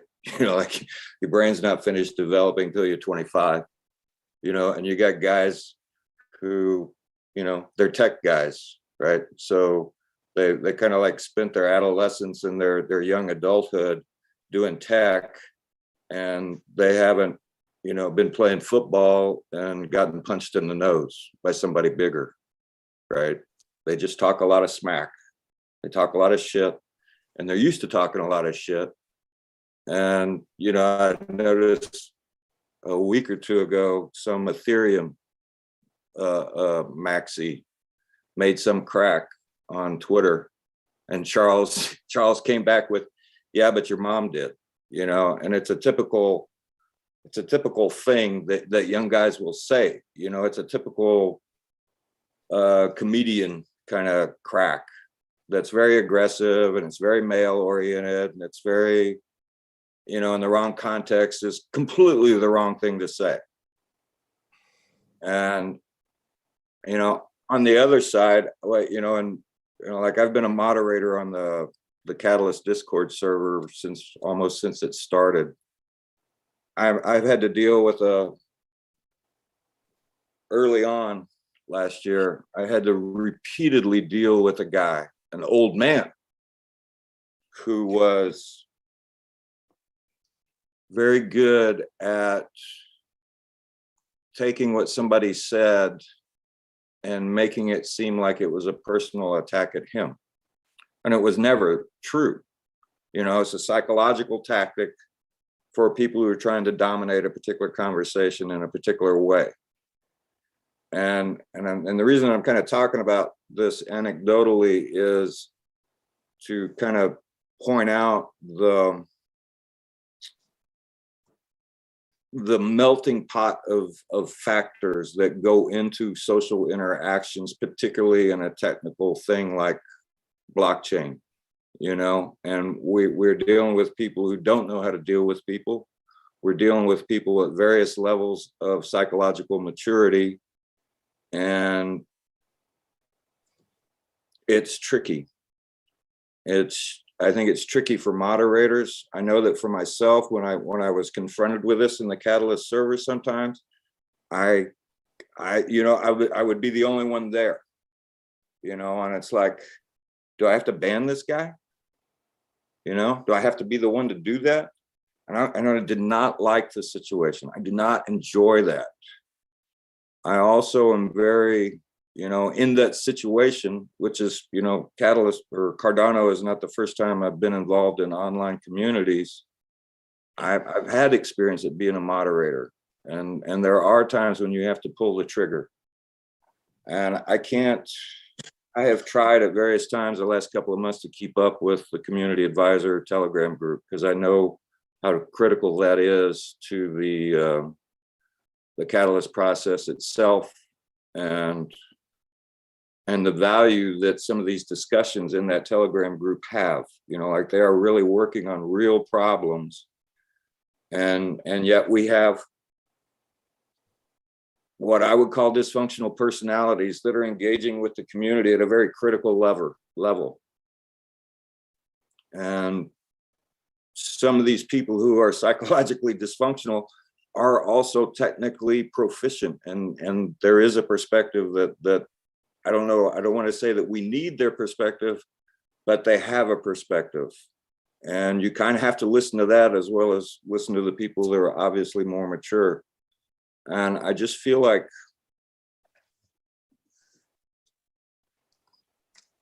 I really feel like we should be looking for particular types of people to have these roles in the community, right? We need people who are psychologically aware, moderating channels, you know, and understand, you know, that delicate juggling and balancing of, you know, shutting somebody up who's just there to create problems, and somebody who understands that, hey, here's somebody who's really into the community. He's just kind of dysfunctional and he needs to grow up a little bit.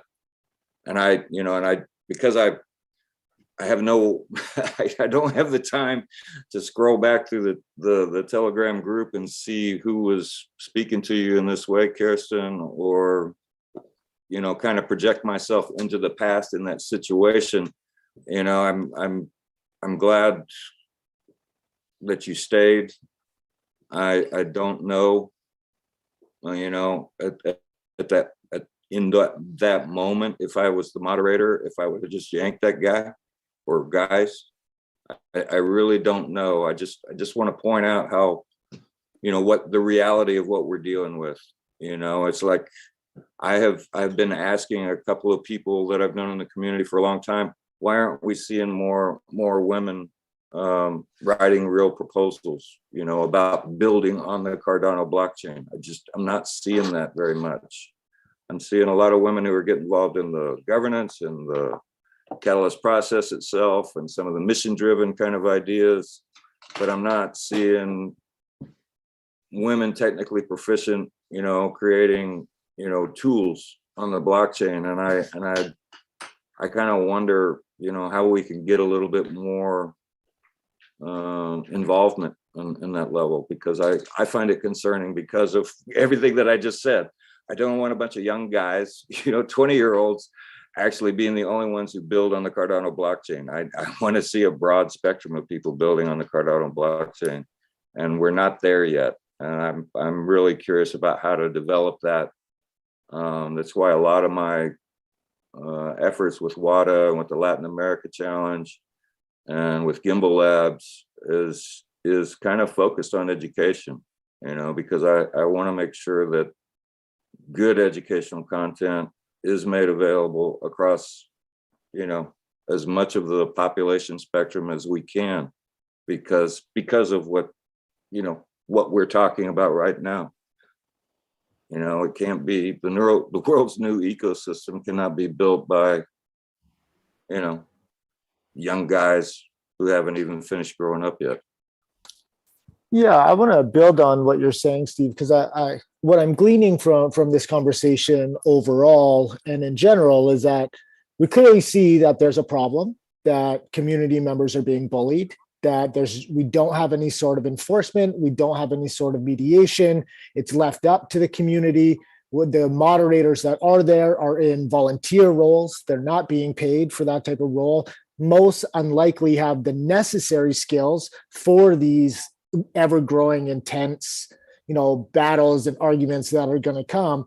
Maybe, you know, as a community, yes, we need to get the code of conduct. Yes, we need to have moderation, but immediately we need to call those people out in a sense of pulling them offline, saying, you know, and having somebody with the authority that is tasked with this role specifically putting them on a timeout, saying, okay, there's a way, or we have a dispute resolution, proper formal process.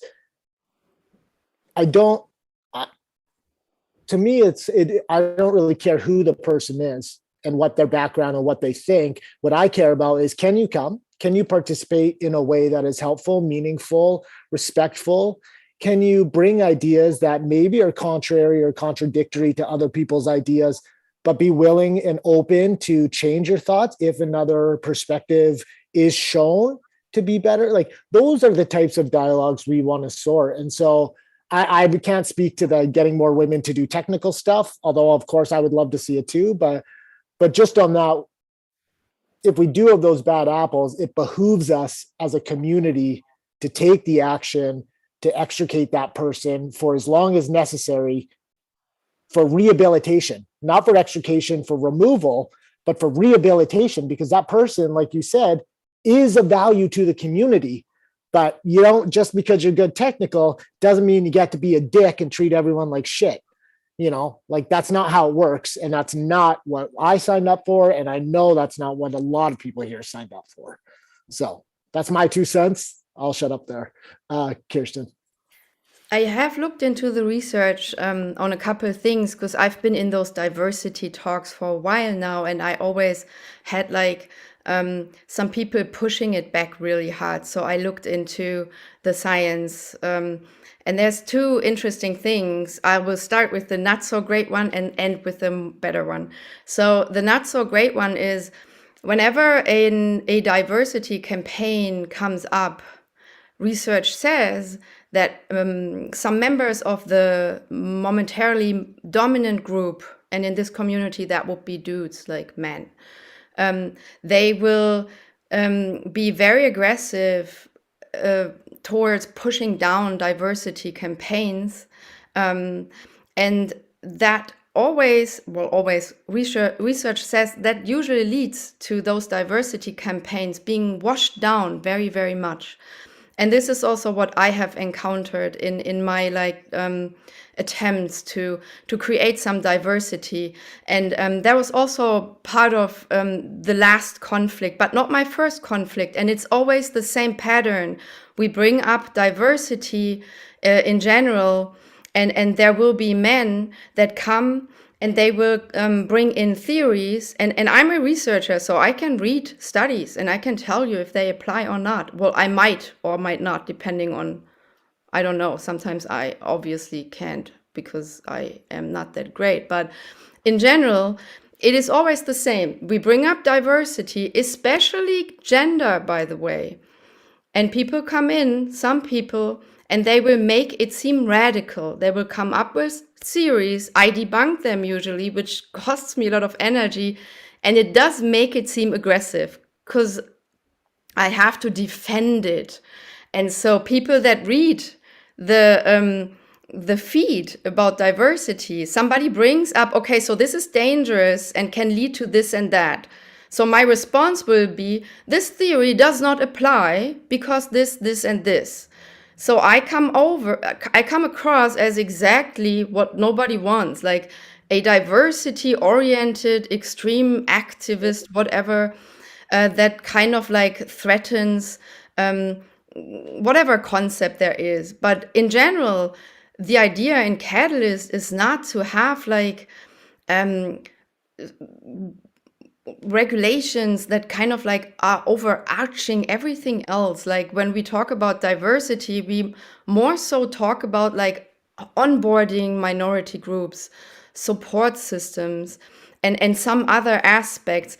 And when this is about a proposal or a challenge, we all know there is no one single entity that will apply regulations onto the community. So the way that the conversation makes it seem super radical to try and get a more diverse kind of group together, or support women, for instance, with a challenge or whatever, that is very difficult to stand up against. And the other thing, which is more positive, I have also looked into women in blockchain. And there was a very clear study that said initial coin offerings, they had like a bunch of initial coin offerings and looked at like the success criteria. And as soon as women were involved, the success criteria were drastically higher because people had more trust.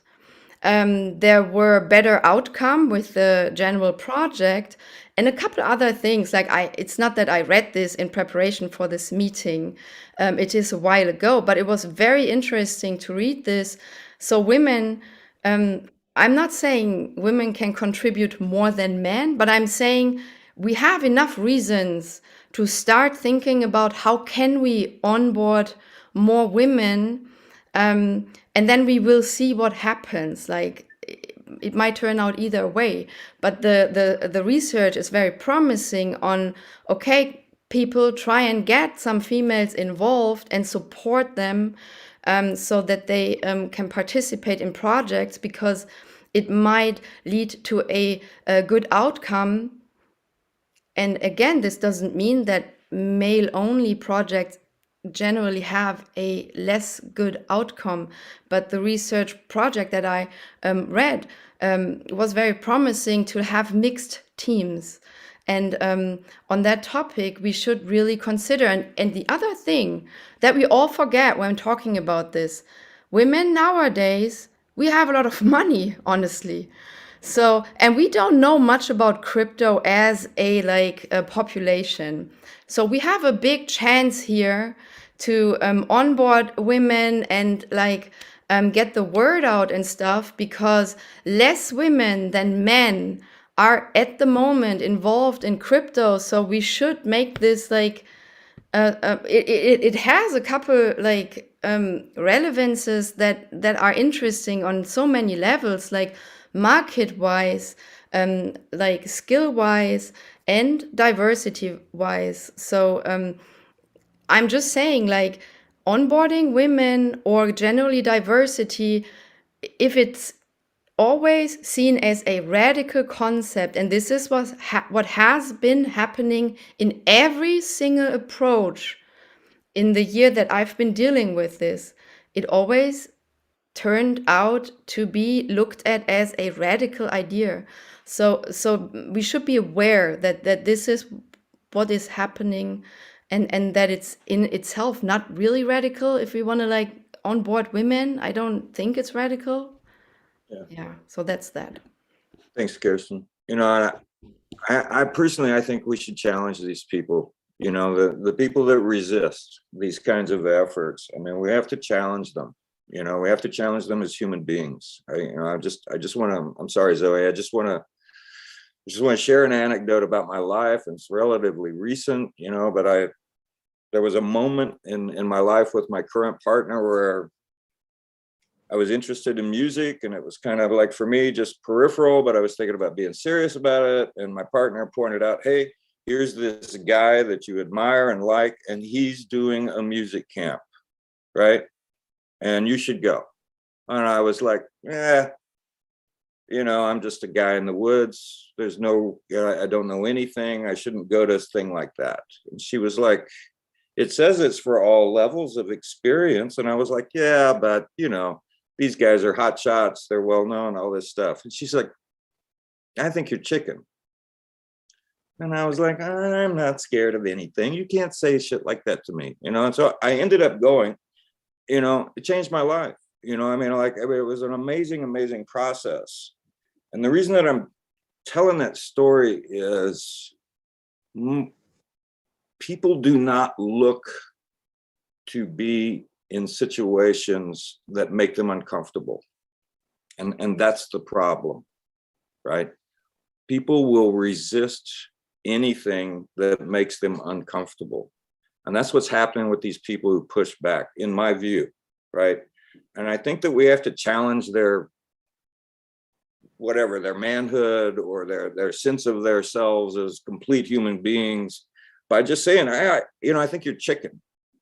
I think you're afraid, And you would have to say that. If I say that as a woman to a man that is already pushing back, I get in hell. Yeah, So yeah. you do that. I do get that. I do get that. But at the same time, I think the community kind of posture on this can be that, you know, and that we can just publicly say, hey, if you don't like this, come inside and get a deeper understanding and then tell us you don't like it, right? Because if you're saying that from your cozy little man cave, you know, in your gamer's chair and just knee-jerk reacting to things, then you're not really being the well-rounded person that we need to build out this ecosystem, you know. And that's kind of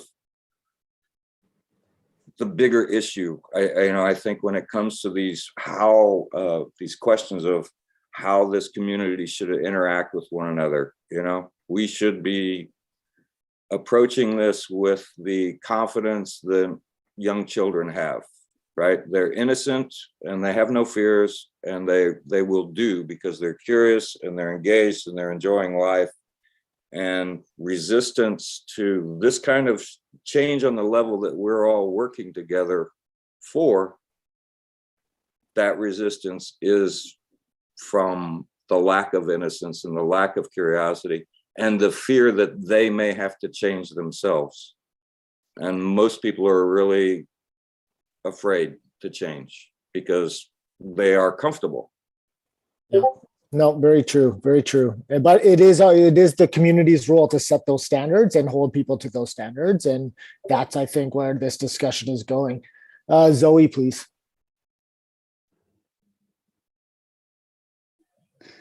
Yeah,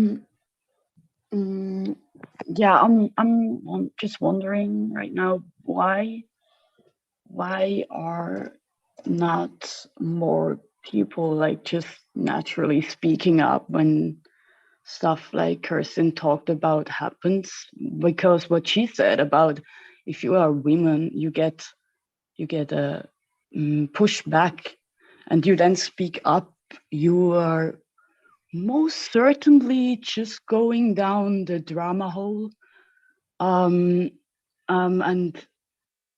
yeah, I don't know. I think about it would be very important to like spread awareness and stuff, but it's very difficult because it would not be difficult, to be honest. It would just be difficult to deal with those people that just disagree because they can. Yeah. Could I, sorry, Felix, I know you have your hand raised up, but could I ask what type of pushback you've had? Because I hope that if any of us would have seen such discussions on Telegram, I mean, somebody pushing back against you, saying that your idea isn't good because you're a woman, I would hope there would be a revolt. I don't know. I haven't seen that. What happened? Can you tell us? You can check it on the Discord. No, not the Discord, the Git book. It is a little bit more complicated than it might seem. You might all know that the Telegram channels are very, very fast. So nobody reads all of it. You know what I mean? And there's a way to be very civil about pushing somebody down. And if you're not on the other end of this problem, you will not know that it's happening. So the issue in itself is not that easy. And there was moderation in one of the two cases that I raised.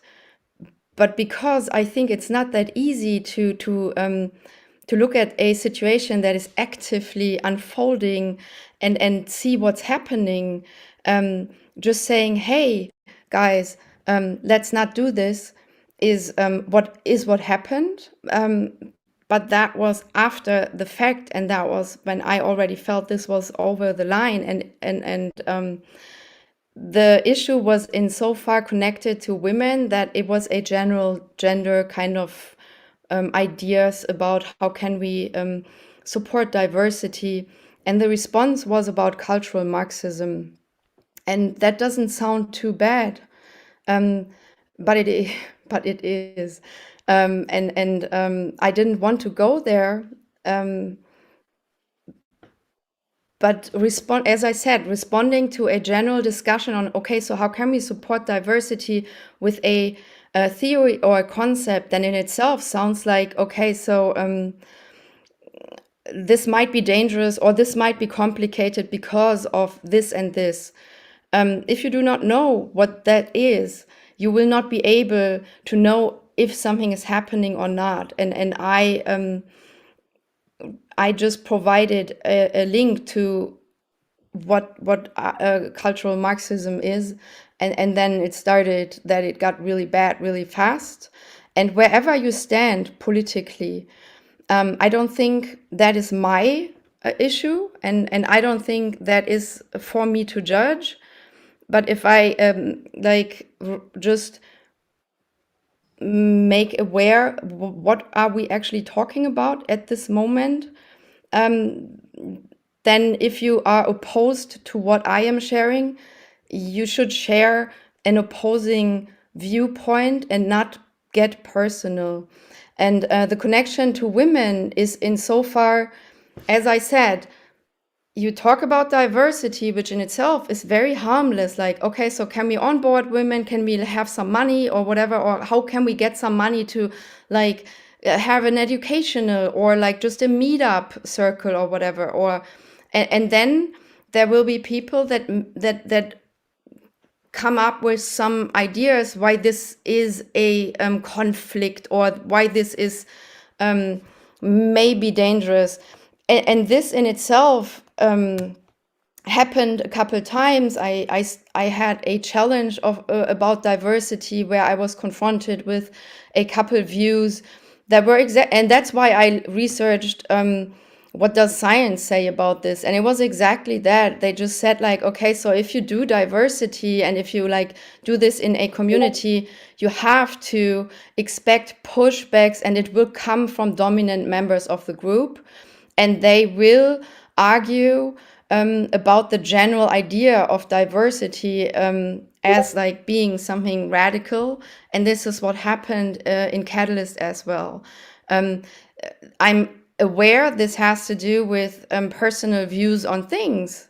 And I don't even disagree. Like if you do not think diversity is a good thing, then that's okay. But I don't know if we as a community have to really take this into account when we talk about diversity, because I think it is not a question of if we facilitate diversity. The question is more about what is intrusive about diversity and what is more like supportive and helpful, like what programs fit to our community is what I guess I want to say. But the general issues that I have been dealing with was we do not want diversity. It is dangerous and it is taking away rights. I have had a man, when we were talking about a safe space for women, that have told me personally that they felt uncomfortable and had issues. So we were talking about possibly starting a safe space, whatever that is, for women. And I have had a man saying he demands access to this safe space as a man, because everything else is exclusive and he is safe. And he can assure me that every man in Catalyst is safe. So for all of you who think like we don't have issues, there's issues. Like there's a not understanding in some few members. And I find this not even terrible. It is just that we have to deal with it because they don't keep this to themselves. You know what I mean? Like if they don't like women or minorities, that's not good actually. But if you don't tell me, I will not know, and then you can have that. You know what I mean? But don't tell me. I do not want to know this, and you should keep this. I'm being again not very fair, but it is being pushed back every single time. Yeah. And it's a pattern of behavior too. It's not just one time, right? So thank you, Kirsten. We do hear you for sure. No, it's a couple times. I know I'm heard. But I'm also super loud. You all know I'm very loud. Yeah. A lot of other women aren't heard. And I know I sound drastic, right? That is true. And I feel supported. I got angry. I got support. I don't know how to say this. Like, it is okay, but it's at the same time not. You know what I mean? It's difficult. Yeah, well, it's systemic and it needs to be changed because it's not okay and it's unacceptable in the community. I completely agree. And I think many agree. Felix. Again, just thanks a lot, Kirsten. It's also just for stepping up and voicing your ground. And hey, a lot of respect. And from my side, full support for whatever may come whenever you're facing something and you need a helping hand. For sure, reach out. Really, really, really do. And it really brings me to the point to say, in the previous topic, when we spoke about the CAs, there's not a lot what we can do because it's a role which is, well, IoT as well a lot. In this regard here, it's a different position, right? So here we can do a lot, I think. So from this point, for me, it was interesting to make a voice proposal here to say, okay, we have the Catalyst Swarm. For example, in the beginning also when it was mentioned here, what is the purpose of the call? Exactly what happened right now. So we identify problems and then we figure out, hey, how can we solve those? So we see already we have community moderators from our side. Well, they don't fit in any proposal. The guys there are doing it for free. And so there's a missing incentive as well to say, to confrontate with something like this, to say, well, I prefer to help people with constructive feedback and not go into a shitstorm and having no support even in this because they have to go in individually, right? So I would like to ask you what we started with Kaiser already, with Derek. So we take the Swarm Fund and we pay those people who are crucial in moderating spaces, in keeping the conversations in the right direction. And we simply take what we have. It's not a lot yet, but it's what we have. And we simply pay the moderators. I would, for example, recommend adding Stephen Lockhart to this, simply paying them $200 per month, per week. It's not a lot, but I think it's what we can offer during hopefully new funds will come with other proposals.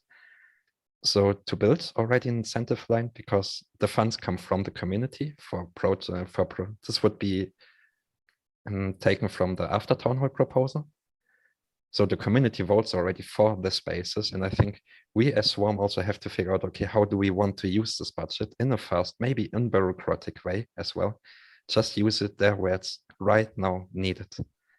And we don't go into huge votes. We simply come in calls like this, identify the problem, say, okay, is there already low-hanging fruit? Can it be done today? And do we want to do it? Very simple. Without, let's say, we don't need to documentate and track everything from the beginning, but give it the start already. And then figuring out along the way how we want to evolve on this. Because I would love to see Swarm in this situation where once providing the spaces, explore the spaces, inviting people, but then also being able to give something back for the calls. So we are not coming into the calls to just speak. It's also we make decisions together here. And I would love to hear your thoughts on this. I would love to give it a try, adding it on the Discord, writing a short rationale to it about adding Stephen Lockhart, about the moderators in general. And everybody, if there's no strong disagreement, we simply go for it. That's it. And Monday, we send the first funds. Very simple. Yeah, low-hanging fruit. Great idea. Let's do something, but let's do something right away, right? Let's see some action. Why wait for the whole process if this needs it now? Good idea, Sam. Or Felix, sorry. Alex. Yeah, so like I said earlier, I'm fully in favor of having moderation, of controlling the community to a certain degree. I'm sorry, Kirsten, for the things that you've had to go through. Oh, okay, yeah. Well, yeah, thanks. I mean, I do feel strong support. So, and as I said, I am aware nobody is everywhere at the same time. You know what I mean? It's difficult. It's a big community. Lots of things happen at the same time. Like, you know what I mean? Like, I'm not putting general blame on people.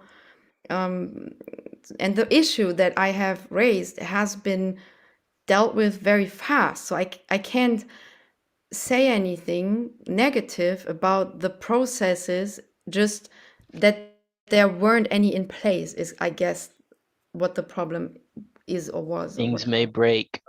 I can't help but wonder. The experiment. But not people. I can't help but wonder how much of this is due to the fact that we're still, for some reason, using Telegram, which obviously we just can't control at the moment. I don't know why we're using that thing. Messages flow like 300 in 6 minutes there. You can't understand anything. I feel like the discourse on Discord is a lot more civil, and there are a lot more eyes there, and it's a lot more trackable. So as much as possible, I, for one, always try to talk in Discord if possible.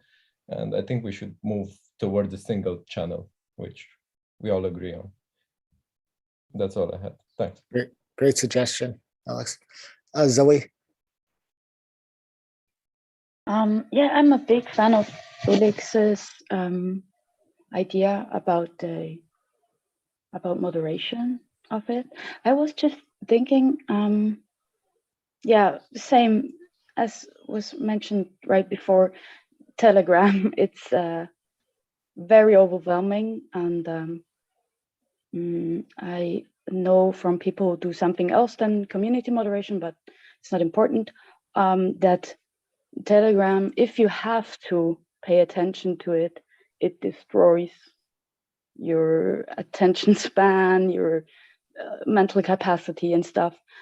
So I would hope that if such channels get set up to like make moderation more possible, that we will also think about how we can make this systematic, so that no human brain has to get all the messages. This would be very important for me to, or else I'm a big fan of the idea. Yeah, Maybe.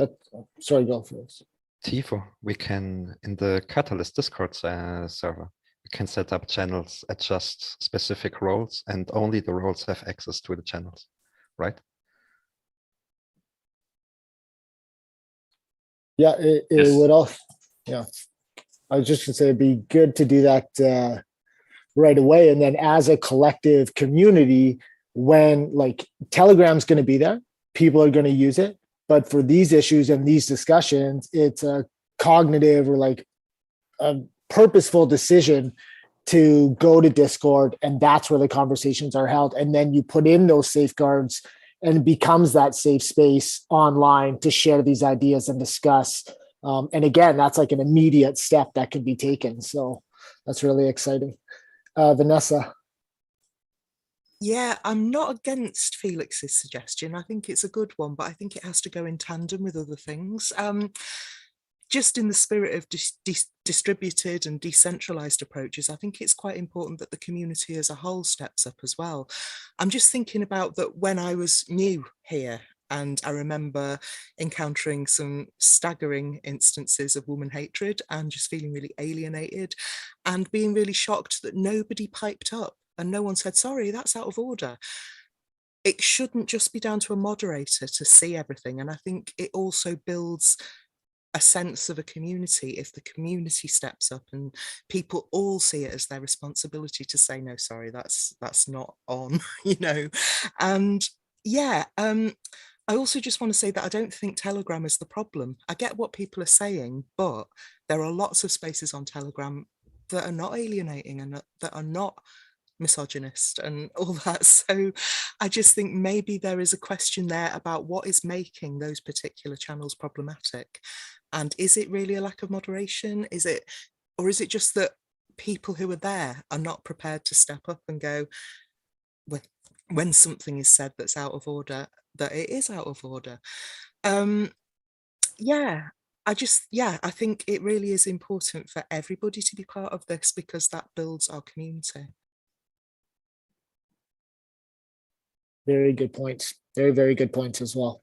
Oh, and can I also just say, if we are going to moderate and do all that on Discord, which I think, yeah, it's part of it, who are the moderators? Because I think it's so important what Kirsten said earlier about how at first glance, if you're not aware of how some of these mechanisms of silencing work, you might not be fully aware of what the hell's happening.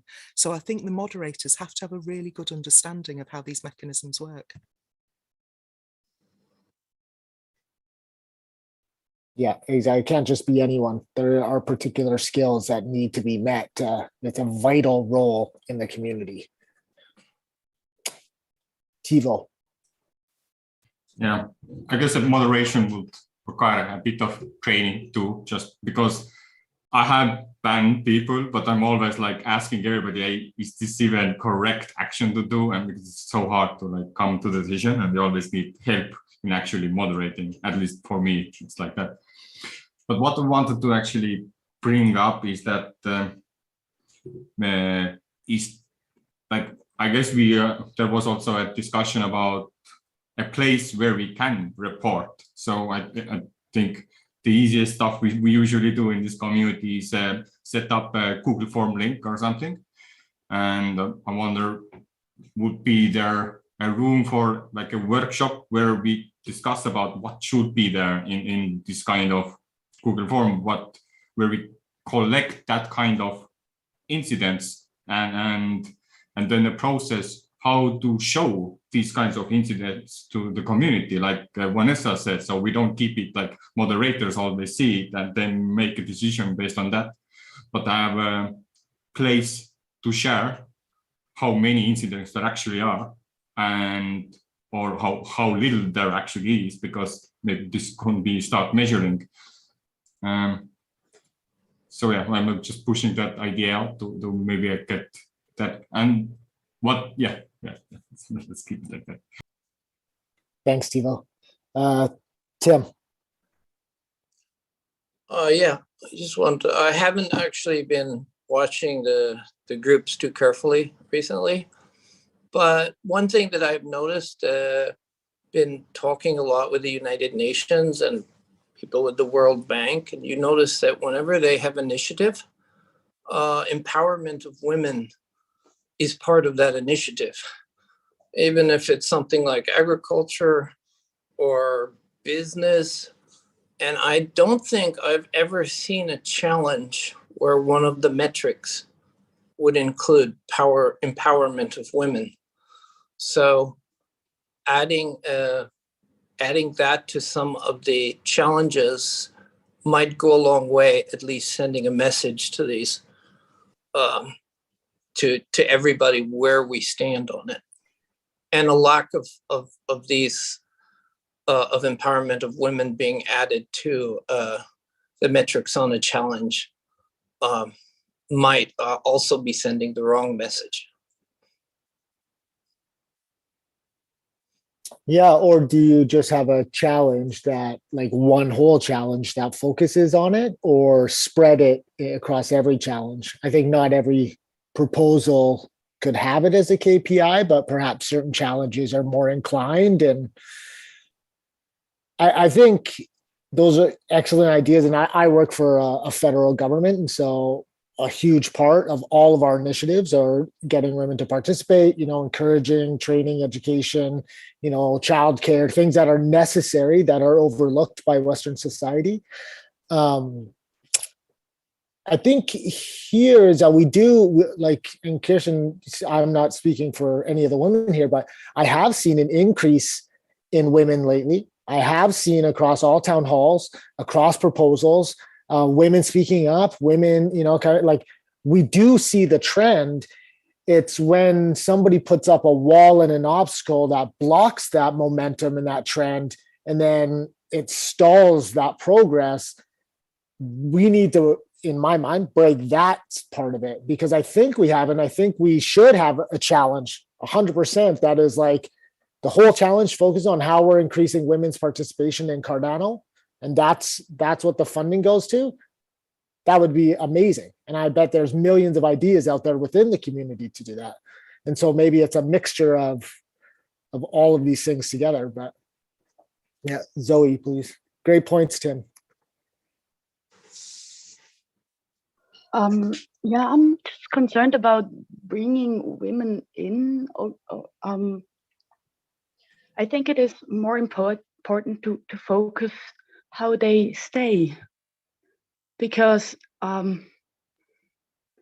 yeah, I found Cardano by, I don't know why anymore. I just found it and I was interested and stuff. And yeah, it's not about bringing people in. I think it's, or any yeah, be it women, be it non-binary people, be it all the minorities. It's not about how to bring them in, but how to make them stay, and how they can feel comfortable and not being in this position of being this minority. You know, it's because I don't want to make an identity stuff out of it. I just mean that if you want true equality, it is very much a question of what are you doing for equality. I hope I can express myself right now. Yeah, it's very well heard. It's not just getting women in, but it's making sure that there is the environment and the atmosphere where participation is encouraged and their voices are brought up, not silenced. And that's, you know, that's not just getting more people in, it's how we change the culture and the values of what we are as a community at our core. And I think, you know, by having those values instilled, we'll want more women will want to be included, because then we'll be really speaking true to, you know, that diversity, inclusion, respect, and honesty that really are foundational principles in Cardano. In my mind, they're found, like when you hear Charles speak, you hear any of the people speak at the highest levels, and it's, you know, in IOG, of course, but it's like, it really does have that sense of this is for everybody. This isn't just for people in their parents' basement or people who are mean. It's supposed to be for everybody. So how do we make it like that? And right now we're not doing the best job, but we are hopefully working on it, and it will change. That's, again, my 2 cents. I'm not the expert, just providing some insights. Maybe it would also help if we have a role or people where victims simply can go to and speak to. People which are known in the community, for example, that, yeah, they're very open-minded, they are great listeners, they are able to be there. And simply to have already address where I could as a victim, because that's been a funny experience just with my girlfriend, because she went into the ecosystem as well. And she came to me and said, yeah, Felix, on the Discord, on the Catalyst Discord server, somebody wrote me, hey, can I show you, can I send you a picture of my dick? I said, well, I'm since a bunch of time on this server. I never had the experience like this. And just 1 week after my girlfriend joined, I'm confident, well, ban the fucker off the server. Okay, there you go. But I was really surprised to say, wait, this is weird. And I think it's not really often mentioned. Well, let's be honest, if I am a girl, I don't want to come say to guys, hey, is it normal on your server that there are people sending me dick pictures, right? I mean, makes no sense, right? You say, oh, okay, fuck it. But hey, it's a danger, it's a threat. And it never came to me as a guy, never. Yeah. There is a difference, and we don't. And if I imagine myself now in the situation and say, oh, okay, but hey, this is totally inappropriate. Who do I tell you? But okay, there are the admins, but maybe I don't know the admins. There are moderators, but maybe I don't know the moderators. Who do I speak to where I know that my voice is not only listened to, where I know, okay, my voice will also help to make a decision to avoid a situation like this. And I'm actively able to participate in building a solution. I think that's very important when we offer open place also to say, hey, We want to have your voice, but also really actively building on solutions.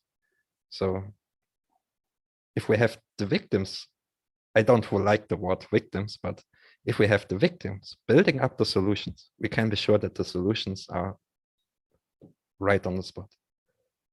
If it's the guys here between us who never experienced something like this, we come up with the solution, well, it will maybe sometimes not really apply to the problems which are there, right? Exactly. Vanessa? Yeah, I just really super want to echo what Felix said. It's so important when something like that has happened that you have kind of a sense of control, because what's happened is your control has been taken away from you when somebody posts a dick pic or just, tries to do something like that to you. Or even if you face misogyny or any other kind of oppression on some kind of board or whatever. So it's so important that people who are coming forward and saying this has happened kind of know what's going to happen as a result of that and have some say in it and some control, well, absolute control over it. And I just think also we've got to be a little bit careful sometimes about anonymity. Some people do want to just go straight up and say, yes, this happened to me and I'm this person. Not everybody's ready for that. So we just need to think a little bit about that. Definitely. Tivo, on Discord, is there a way to add some? No, you do everything by your profile. You can't add anonym posts or comments, right? Technically, you can.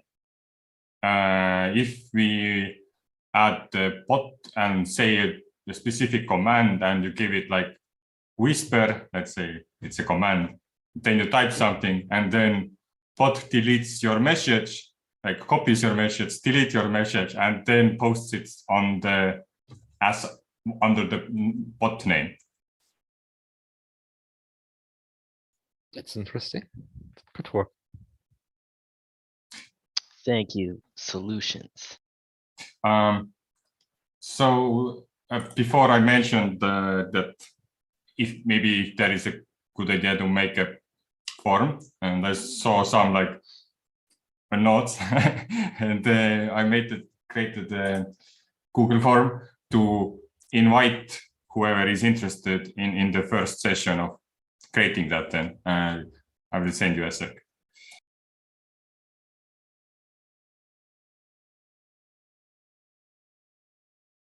Let's pull a small team together. People who want to work on this, feel invited.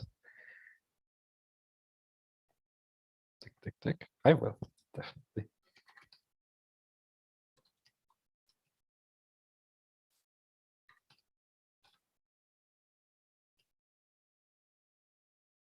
And I also added some options.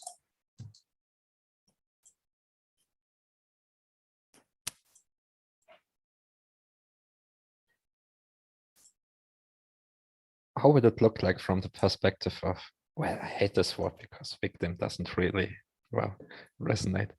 But, okay, if they're already, let's say, rewarded moderators, where we say, hey, okay, cool, because maybe for them it's a nice signal as well to see, hey, cool, we are needed and community treasuries are spent to us to be here. And yeah, maybe setting, I'm not sure about the space, how it should look like. Maybe Kirsten, you might have an idea.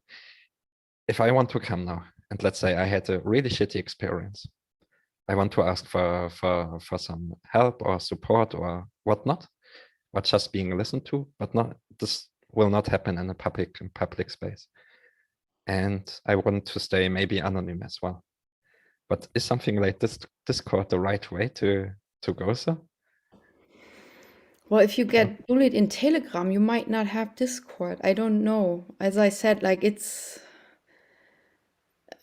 I don't know. My way was using what I knew about the community and like knowing my way around the community. And I don't think that can just be, that can't be, everybody does not have this. Like, especially if you're new, you know? So, but the efforts that we're making are quite like substantial. So I whatever will come out of this might develop into something very useful. It seems like this topic is important for a lot of people, so that's really good.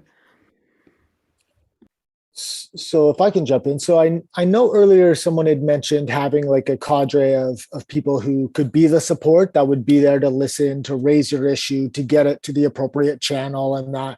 But maybe we could blend some of the things we heard. So we have a forum, and so it's a form of public, I've been affected in the community, however we want to promote it. That's publicly available to everybody. We have criteria, but they allow us to know how they want to get us to get in touch with them. So allows it. And then that cadre of people, they are issued, and those people are safe space, know where to go, know who to talk to, are able to get the issue to the people that address it. But then we start by having that anonymity, that, web facing entry portal, but then you have real people that connect with those complaints to say, okay, I hear you. I'm going to walk you. We're going to walk through this. We're going to document everything. And we have that sort of not dispute resolution. It's more of I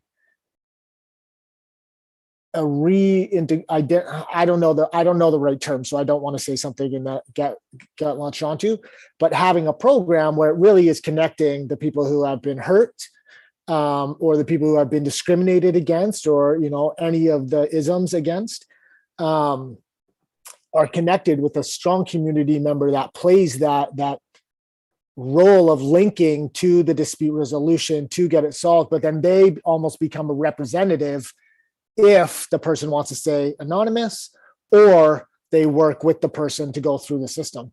Like I could imagine a system like that being quickly devised, and providing direct, immediate support right after it happens, not going through all the channels, having it talked about everywhere, but a direct source to deal with it. Thanks.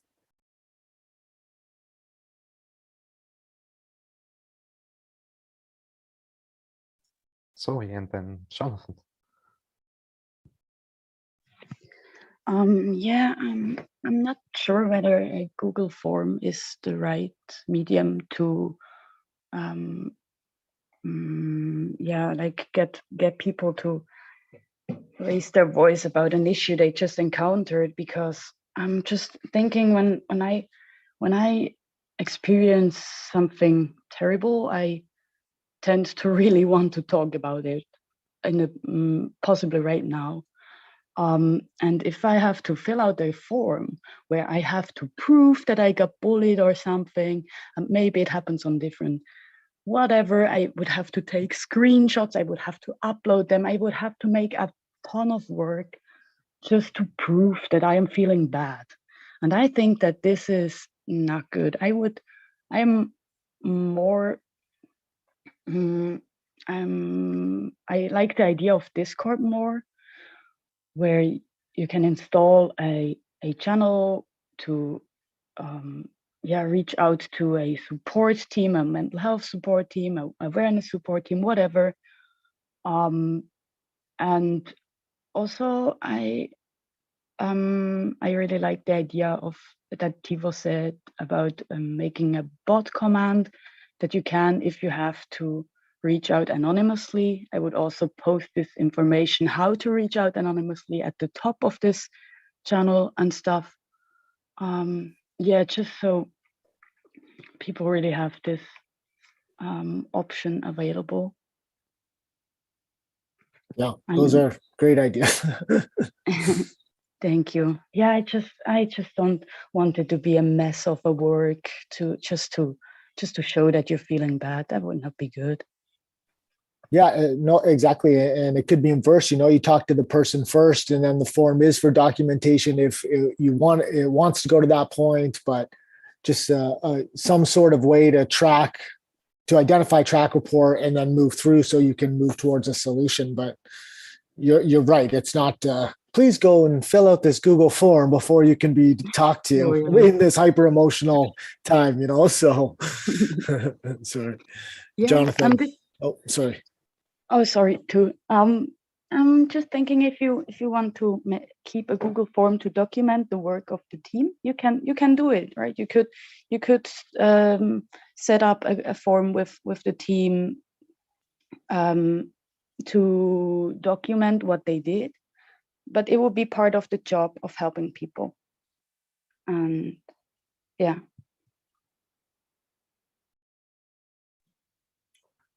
I've been thinking through this, and we could really do with, so Google form I'm hesitant on because someone has to understand that they need to log out of Google before they then submit the form if they do want to remain anonymous. So there's all sorts of little user experience stuff that goes on there as well. I almost feel like it should just be a web page on a trusted site like Catalyst Swarm or something that is that holds photographs of the people who will be receiving the message, so that the person submitting it knows that they're not dealing with somebody who's actually caused them a problem.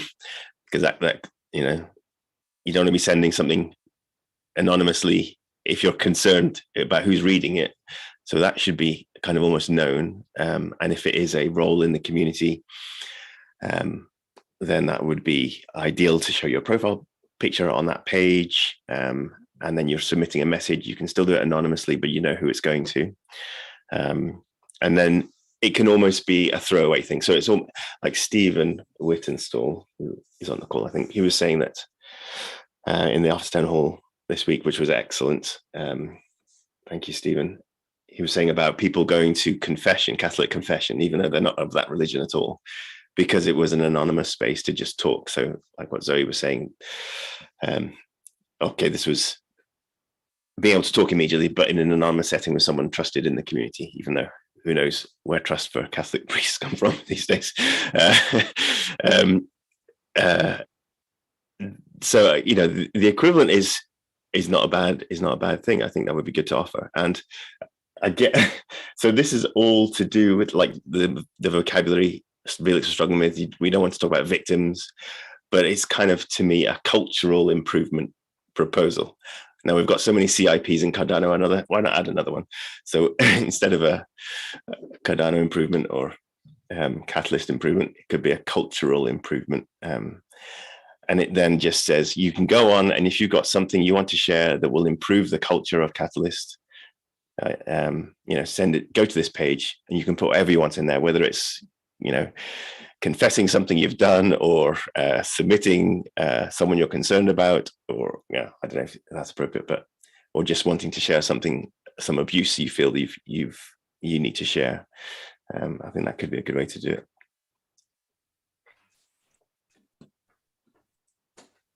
Yeah, thanks for that, Jonathan, and thanks for the reference there as well.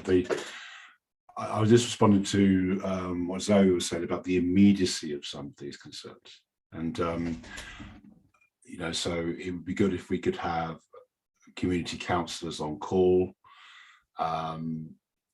However, there is a resourcing issue there, because but I can imagine we as a community are getting to the point where we're broad enough to be able to handle that for one person, for the whole community, maybe. And in effect, there are people who are prominent in the community who already do this informally when people come to them and so on. So that's a possibility, but we need to sort of think about how to resource that. I just want to say something on another subject about I think it's been referred to that we may be in a kind of a bit of a bubble ourselves, and I know that myself is going to start participating in Twitter Spaces with Daniel and any others. I know Bullish Jumping did a Twitter Space as well, and it's really about taking back spaces, or there is.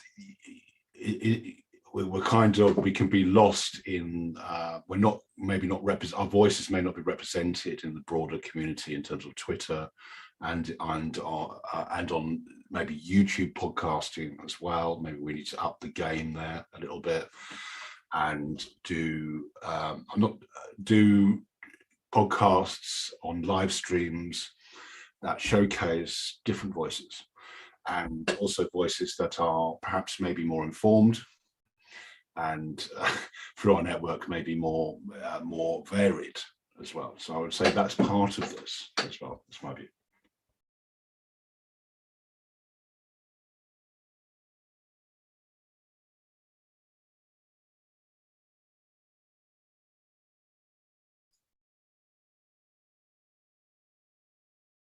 Yes.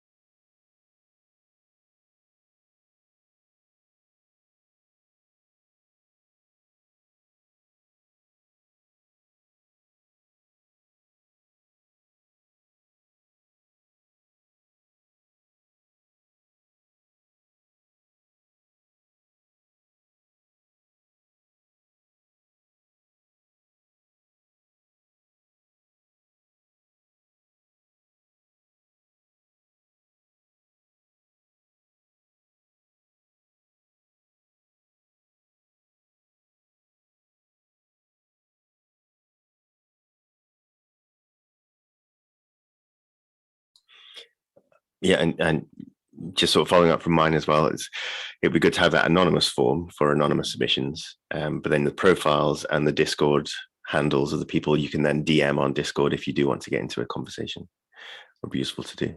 And again, this should be a funded role, I think, very much so.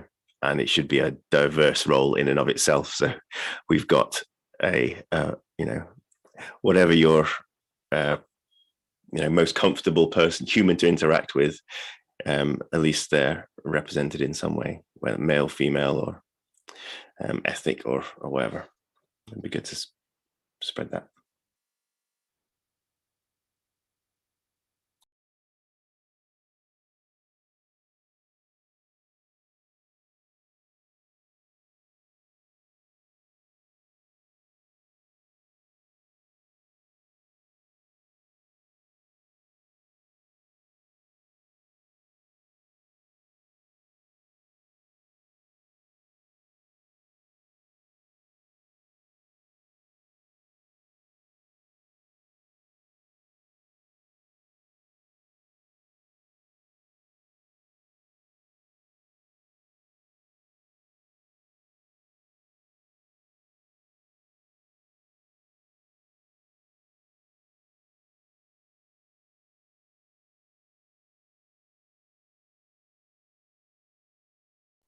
definitely agree.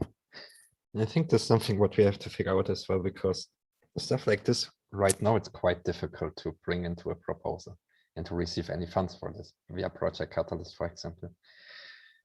So definitely something where we need to figure out also where do we get the resources from to reward people for the engagement.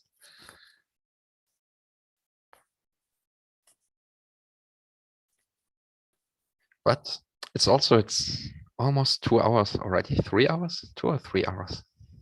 When did we start it? 7. So final again. In But 10 minutes, it's 3. 3? Wow, Yeah. damn. Yeah, because it's been a run. Want to wrap up as well. Don't want to. Without any break. Exactly. Without any break. Right, but Zoe, you had your hand up. Yeah. Some last words. You said about how we can fund this, and there was mention in the chat earlier about, but I'm not sure if it. No, we didn't discuss it that specific yet, but the idea was to get funds through setting up a stake pool and taking the rewards for this. And I think this would be a cool idea. Yeah, Swarm Pool is online since 2 months. Tried a little bit some stuff in the beginning, but yeah, and now got some delegation support from Cardano Foundation. And definitely, yes. And next to it, I think anyway that it should come also from proposals, so that we restructure Swarm proposals and always add some difficult how you can calculate or how do you even break the budget down for in relation to a proposal for this kind. But what we can do is add treasury budget on Swarm proposals, and treasury budget is exactly what we then use to reward people and the engagements. Because right now we're just taking off budget for funded proposals from after town hall, means normally the people who would, in this case me, would be rewarded for running the after town hall. I take the budget I would normally receive and just forward it to the moderators now. So also not quite sustainable. But I think this is important because it's not about just some people, it's about Swarm, it's about Catalyst, it's about Cardano, what we are here for. And therefore, I think it's important to always be flexible as well. And to say, oh, okay, let's use the resources when we need it for what we need it. Don't make it a long bureaucratic progress and everything. Yeah, I completely agree with that. And yeah, for the small proposals I'm involved in, and for the QA DAO proposals that work across the community, we do already kind of work on that principle, Zoe, where we will pay people we work with, or we will pay where people we need to. You know, it's not about all the money. You know, so and we're generally, as a strategy of drafting proposals, we are kind of moving towards that kind of treasury type thinking. And we need to figure out how to make that sustainable. And you know, there are stake pool options, and we do have, you know, hopefully some delegation coming, which, you know, but again, it's about the sustainability. But so in the short term, we'll probably be looking at proposal-led treasury solutions for this.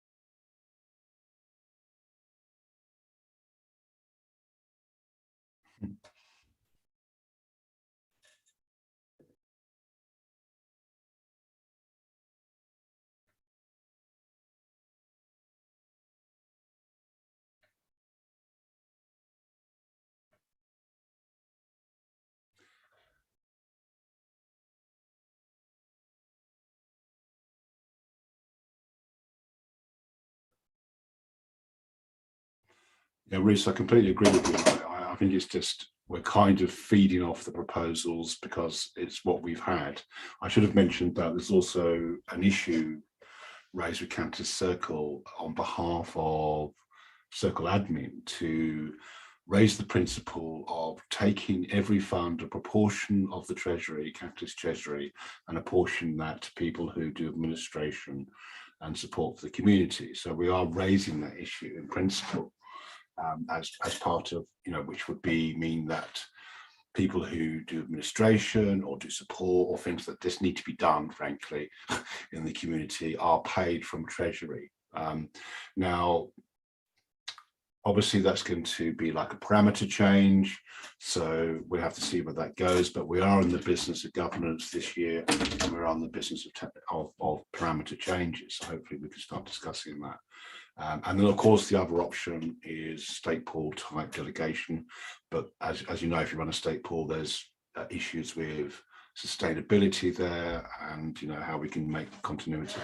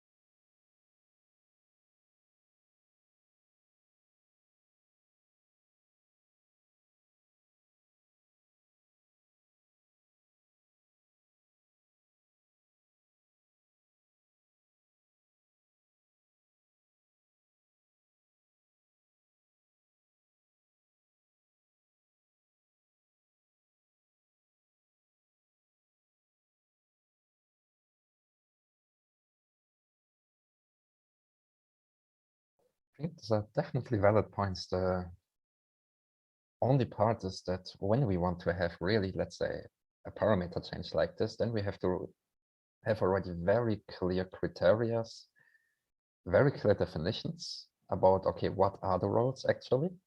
And that's the main problem, that we don't really know, because ecosystem is evolving, community is evolving, and the most of the stuff we are doing right now is not really what we have done a month before or 2 months before, because we somehow grow also with this growth of the ecosystem by itself. So very often we are still on the very beginning, even in mostly in Catalyst. It's one of the youngest and smallest projects in Cardano, right? And we are still on the very beginning and don't even know exactly how a moderator need to act. What is his role? What is his payment? What is whatnot? All these topics. So definitely agree with you, Rhys, that I hope I pronounce your name right. That should go into this direction. But before, I think we should take also the opportunity of Catalyst and figuring out along the way by doing already, okay, how do we define the criteria out of action? Everything what then is documented, written down, has already a certain proof in reality, and it's not confronted to the fact that at very first, yeah, we set a lot of people there, we take some experience, write some fancy papers, and well, no theory survives the first contact with reality. And then you have to adjust the whole stuff. Also, who are the people walking behind this? Is this also bendable? Is this also paid job now? And then what is their contribution? Who are the people who are setting those criteria? Who gives them the right to set those criteria as well? And when it comes to, for example, a parameter change, then all these questions become very, very difficult, right? Who are you to say that your guideline, your criteria of a moderator are the right ones? because now we don't pass by a voting process anymore, where we can include the voice and the opinion of the community. Now we would directly go ahead and skip a little bit the community as well in this process.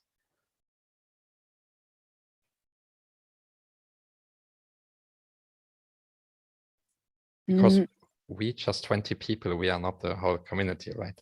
Or 30 or sometimes 100 or 1,000, no idea. Felix, can I ask you, would the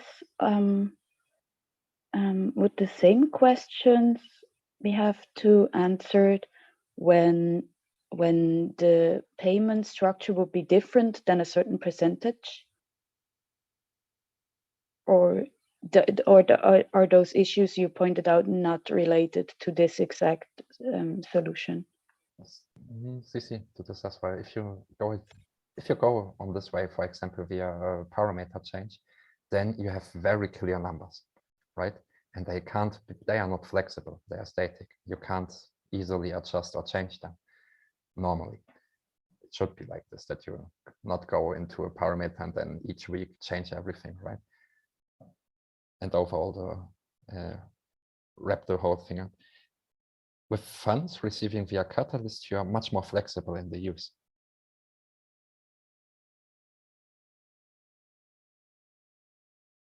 So you can much more experiment with the budget.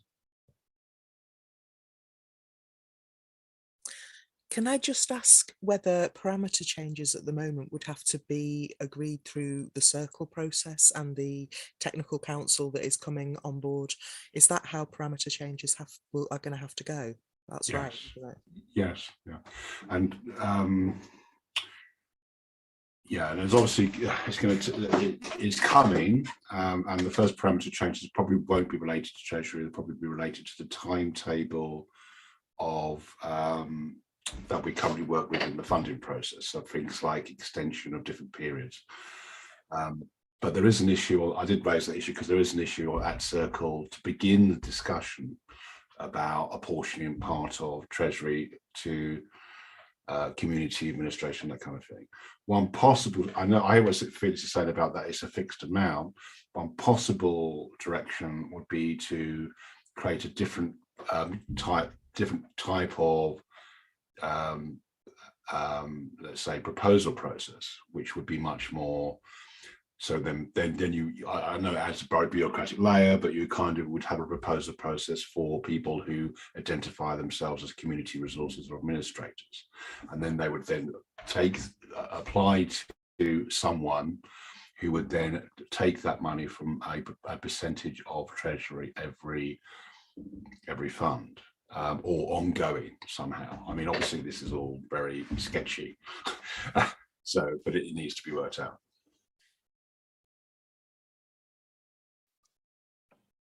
What if we just ask the community?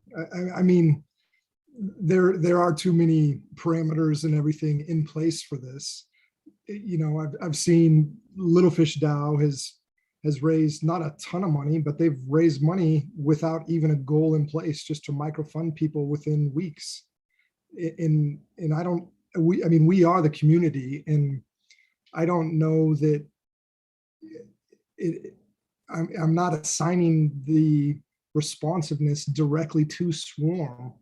You know, we are the community, and we can affect this change.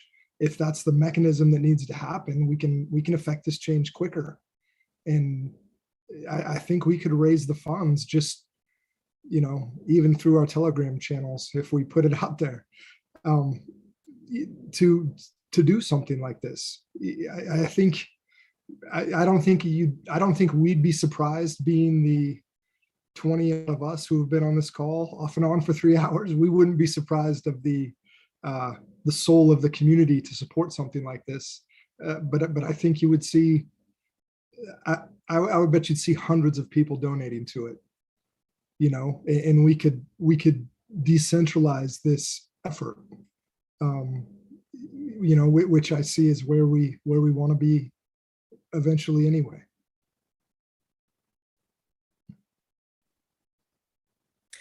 I'm just thinking, because we have been here for 3 hours, do we need some kind of like working group to talk about how we would fund this? Yep. So, tick. Let's go on this call. I suppose almost everybody on the call is on our Discord server. Sorry, say again. What was that? Is everybody in the call here on the Catalyst Swarm Discord server? Patrick, yeah, I know. John, I know. Tivo, for sure. Kawe, yes, I know. Vanessa, yeah, Zoe. So for those who are not, I will just drop a link. Opening a channel. Vanessa, how do we call the channel?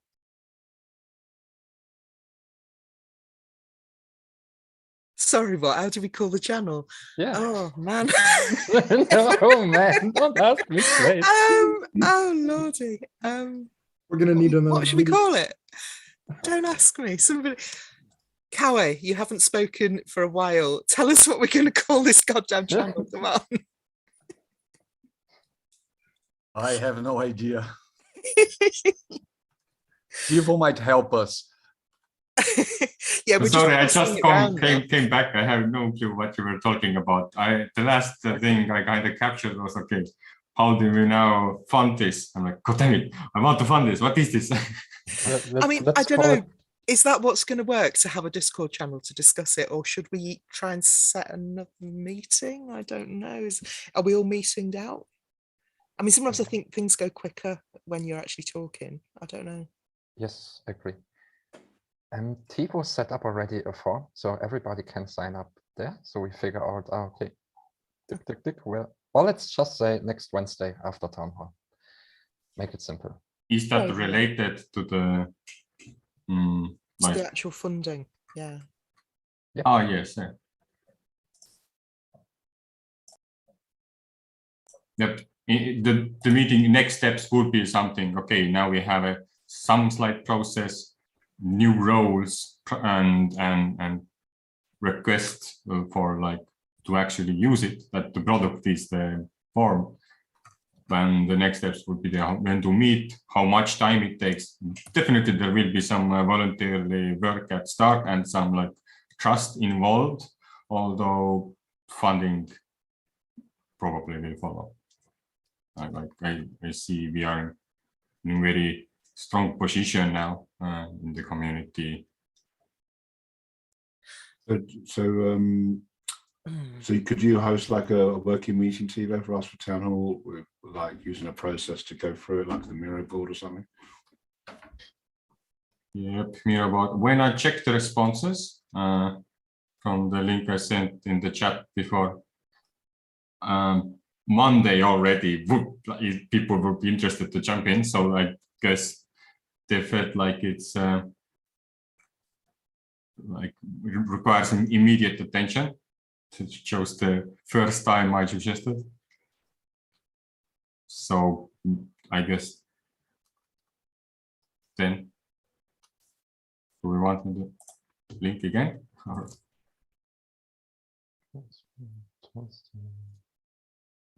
By the way, if we do have a meeting though, and there's people who were here today that can't make it, and we're not recording this session, how are we going to capture the ideas that, or will we just remember? Because there's been 3 or 4 ideas that people have said, stake pools, treasury, blah, blah, blah. I don't know. It would just be good to catch up. I heard that Q&A though is really strong in writing stuff down. Oh no, they're terrible. God. No. Somebody told me. Vanessa, would you like to set up a very short wrap-up document which just covers the main points? Yeah, I think I would appreciate it if anybody who has given well, Rhys, could you just like scribble it down quickly in writing the stuff you said, because I might not represent it clearly. Okay. Yeah.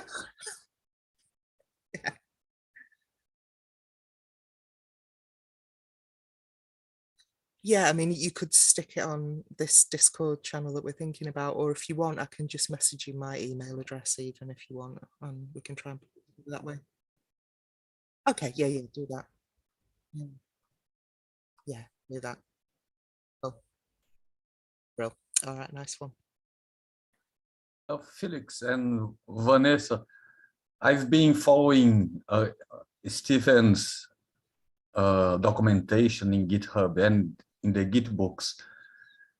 I could, based on his work, try to replicate for this project the documentation, if you see fit. I think that'd be brilliant. Yeah, I mean, I could talk to you a little bit about how I've approached documenting it, if that would be any help. How I've approached the circle meetings.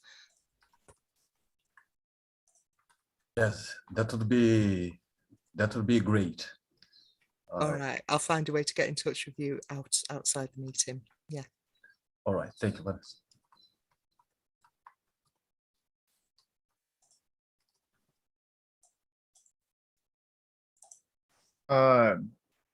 I unfortunately do have to also head out. I was recording onto Twitch and I did drop that link. I think I can drop it again. There you go, so that anyone who's interested can check it out. It is over 3 hours long and I'm going to call it here at 3 hours, 12 minutes. It was wonderful to listen in. I was just a fly on the wall for the most part, so I didn't catch a lot of the conversation. I'm really sorry. I was also in a Twitter space listening in, so it's just a lot to grind through.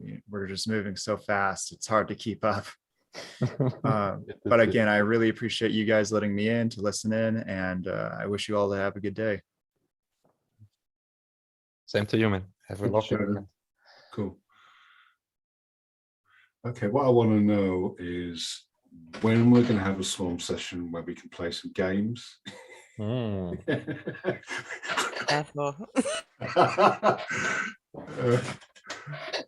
to play a game of our own custom-made civilization where we start pushing buttons to add reputation to each other, and the goal is to pull the city. That sounds interesting.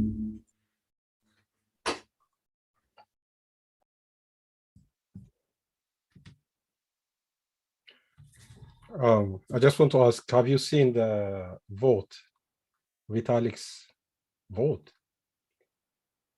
on Twitter?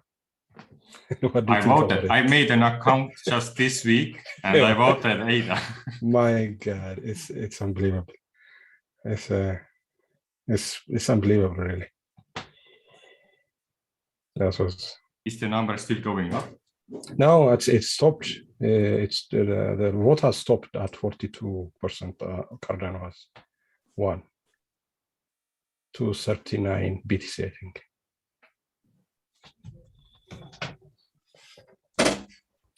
And it's the call is for the Ethereum community. That's what should scare really the shit of the Ethereum community.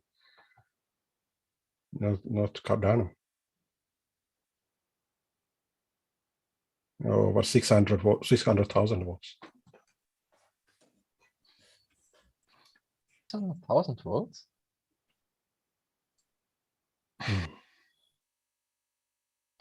That's a proud number. That's engagement. I think it's how strong the kind of Cardano community is. Not that it's more than votes on my proposal. On any of the proposals. It's different as well, the stuff who gets voted also in Polkadot or whatnot. Yeah, really low participations in voting in a general in blockchains. Here we speak about Twitter spaces, it's something else. There are a lot of folks around who don't even know that they are. Yeah. But I would like to see a stage 2 for that and pin the winners of that one list of where there was like Algorand and stuff, and like where other communities are. I think somebody have put up actually another vote, including Ethereum. I think the question for the vote was, imagine in whatnot years from now, there would be a main currency, which is not Ethereum and handles the biggest part of all of global financial whatnot. Which currency you would like to see? I think it was something, the Yeah. question was about this. And background for those who don't know, so there was a huge percent, I think it was 40% voted for ADA. 42%. Yes. So 39 BTC. And the thing interesting is to see, yeah, because this was a poll for the Ethereum community, not for the Cardano community. Yeah. And to see how the Ethereum community reflects on Cardano. So interesting insight, I think, definitely. If it's good or bad, I don't really know. But yeah. I think even if it's not that, what I took from this is that how engaged, for example, let's say those who voted are Cardano community members. Let's say that it is not really Ethereum. Even if we say that, it shows how much engaged Cardano community members are in contrast to BTC and Ethereum community. This can, in normal circumstances, push prices up and down. For example, if it's somewhere else, that's a what I call the network effect. Really, the strength of the community is way more than others. Yeah, think it is, and that's what I saw. I'm sure that it is Cardano community members who voted. Because the vast majority of that community is ADA holders to gain. So maybe not even ADA holders, actually, just people who have heard of ADA. Yeah. Yeah.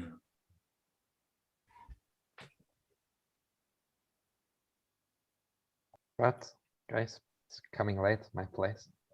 All right. I will jump into the bed, I think. No, shower first.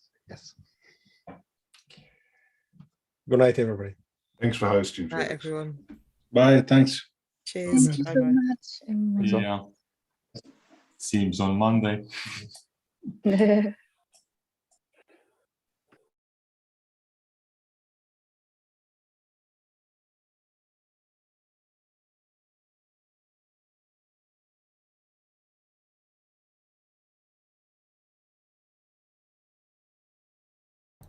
Right, guys. Well, that was a very long call. I think one thing that I found from joining the first Catalyst Swarm, where it was just the internal discussion, is that there's a very much a struggle to implement things in Catalyst because there's so many layers to it. You know, they need certain things to be done, but it's hard to get the appropriate funding or decisions made in any kind of reasonable time. I think the main solution is funding some kind of administrative roles within the community, because although it goes against decentralization, there are ways that you could implement some form of like committee potentially or something like that that could maybe solve that problem where people are paid but they're either voted in or assigned based on just a willingness to participate. But then there's a rotation. I think this is something that should be implemented with a lot of DAOs, is that a committee should be in place to make decisions that need to be made fast. I think going by what has been said, the best way for them to fund this would be to use the Swarm stake pool. If they have the Swarm stake pool now with delegation from the Cardano Foundation or from IOG, that means they're in a position where they'll be able to make blocks regularly. And I didn't want to dominate the conversation when I was talking, but that gives you enough funding to at least get things started. You're not going to use it to pay for multiple people. You know, it's not going to provide people with a salary, but it is going to give people the financial incentive to be involved. And that kind of involvement is what gets things moving, because Catalyst has been around for over a year now, and they're still trying to make decisions on things. And yes, this kind of the bullying thing is quite a recent development, but they should be in a position as the current committee, like the current Catalyst swarm group or the current Catalyst management positions within the DAO should be in a position where they can actually make decisions. Stuff like that takes too long to go for a vote. And although, yes, there should be a vote implemented because there needs to be community decisions involved, like community participation involved in decision making, going to votes just takes too long. The solution, I think, and this is what I'm going to propose to them, I'm going to write in the document they requested, was to initially start with some form of funding from the stake pool. If that's running and it's operational and they're minting blocks, then they're getting rewards, and they could use that to at least give some people some kind of financial incentive to begin to participate.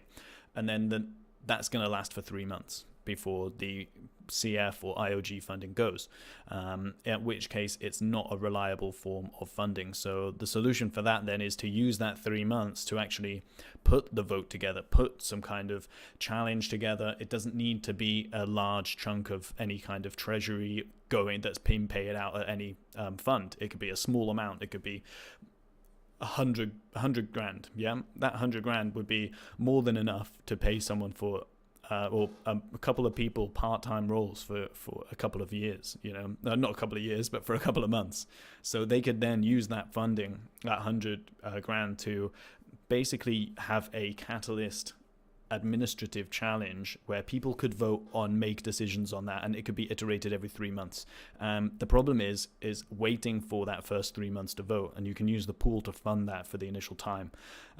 So yeah, I think there are solutions to these problems. I think they need to be addressed, and I think they need to, Catalyst, from my perspective, they need to be getting this implemented as soon as possible, because stuff like this can't wait. It's been too long. And I haven't really been that involved in Catalyst. I wasn't after the first fund. I kind of wasn't until fund 6 when I was thinking about submitting a proposal. And I think the sooner that they can get that implemented, the sooner that they don't have to have a discussion like this again. This kind of thing, this kind of discussion shouldn't be lasting 3 hours and still not have a solution. The reality is all they've come up with is that there needs to be some kind of funding for administrative roles, and that there needs to be some kind of administrative roles, and it's too long. It's a lot of time to put into this kind of thing, and so the discussion at this point, I think, needs to stop, and because everyone agrees that there needs to be something, so they just need to do the thing. That's just my opinion. I might be wrong. It'd be interesting to know what you guys, if you've lasted this long through the live stream, to actually voice your opinion and let me know what you think. If anyone comes to me with some decent ideas, I'll also put these forward to Catalyst. I think decisions just need to be made and stuff needs to be implemented soon, because otherwise, as I said in the call, it's going to be another 3, 6, or 12 months before anything's even done, and that's too long. All right, guys, thanks for joining. If you've put up with this thing for 3 hours, then good on you. If not, I'm gonna have timestamps so you can just skip to the end where I kind of debrief everyone. I think I need to start participating more in Catalyst, and I think the general Cardano holders need to as well. I don't know how that works in terms of getting that out in front of people, but I think it's apparent that it is important for people to get involved in this. So I'm going to do my part, and I hope you guys do as well. That's it for this video. I'll try and do one of these swarm things. Usually there are breakout rooms where people talk about their proposals and stuff, but I guess that didn't happen this week because everyone, or the voting should have started by now, right? And so I also think they didn't organize anything because they wanted to talk about this stuff internally.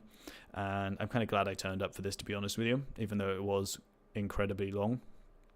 But yeah, that's it for this video, guys. If you like what you've seen, as always, give us a like, subscribe for more Cardano and Stoic videos every week. Leave any questions or comments you got in the box below, and I will update you all on what happens on Monday's call. I'm not going to be broadcasting that because I probably won't have time. I'll have to just dip in and dip out. But yeah, thanks for joining, and I'll catch up with you soon. Bye.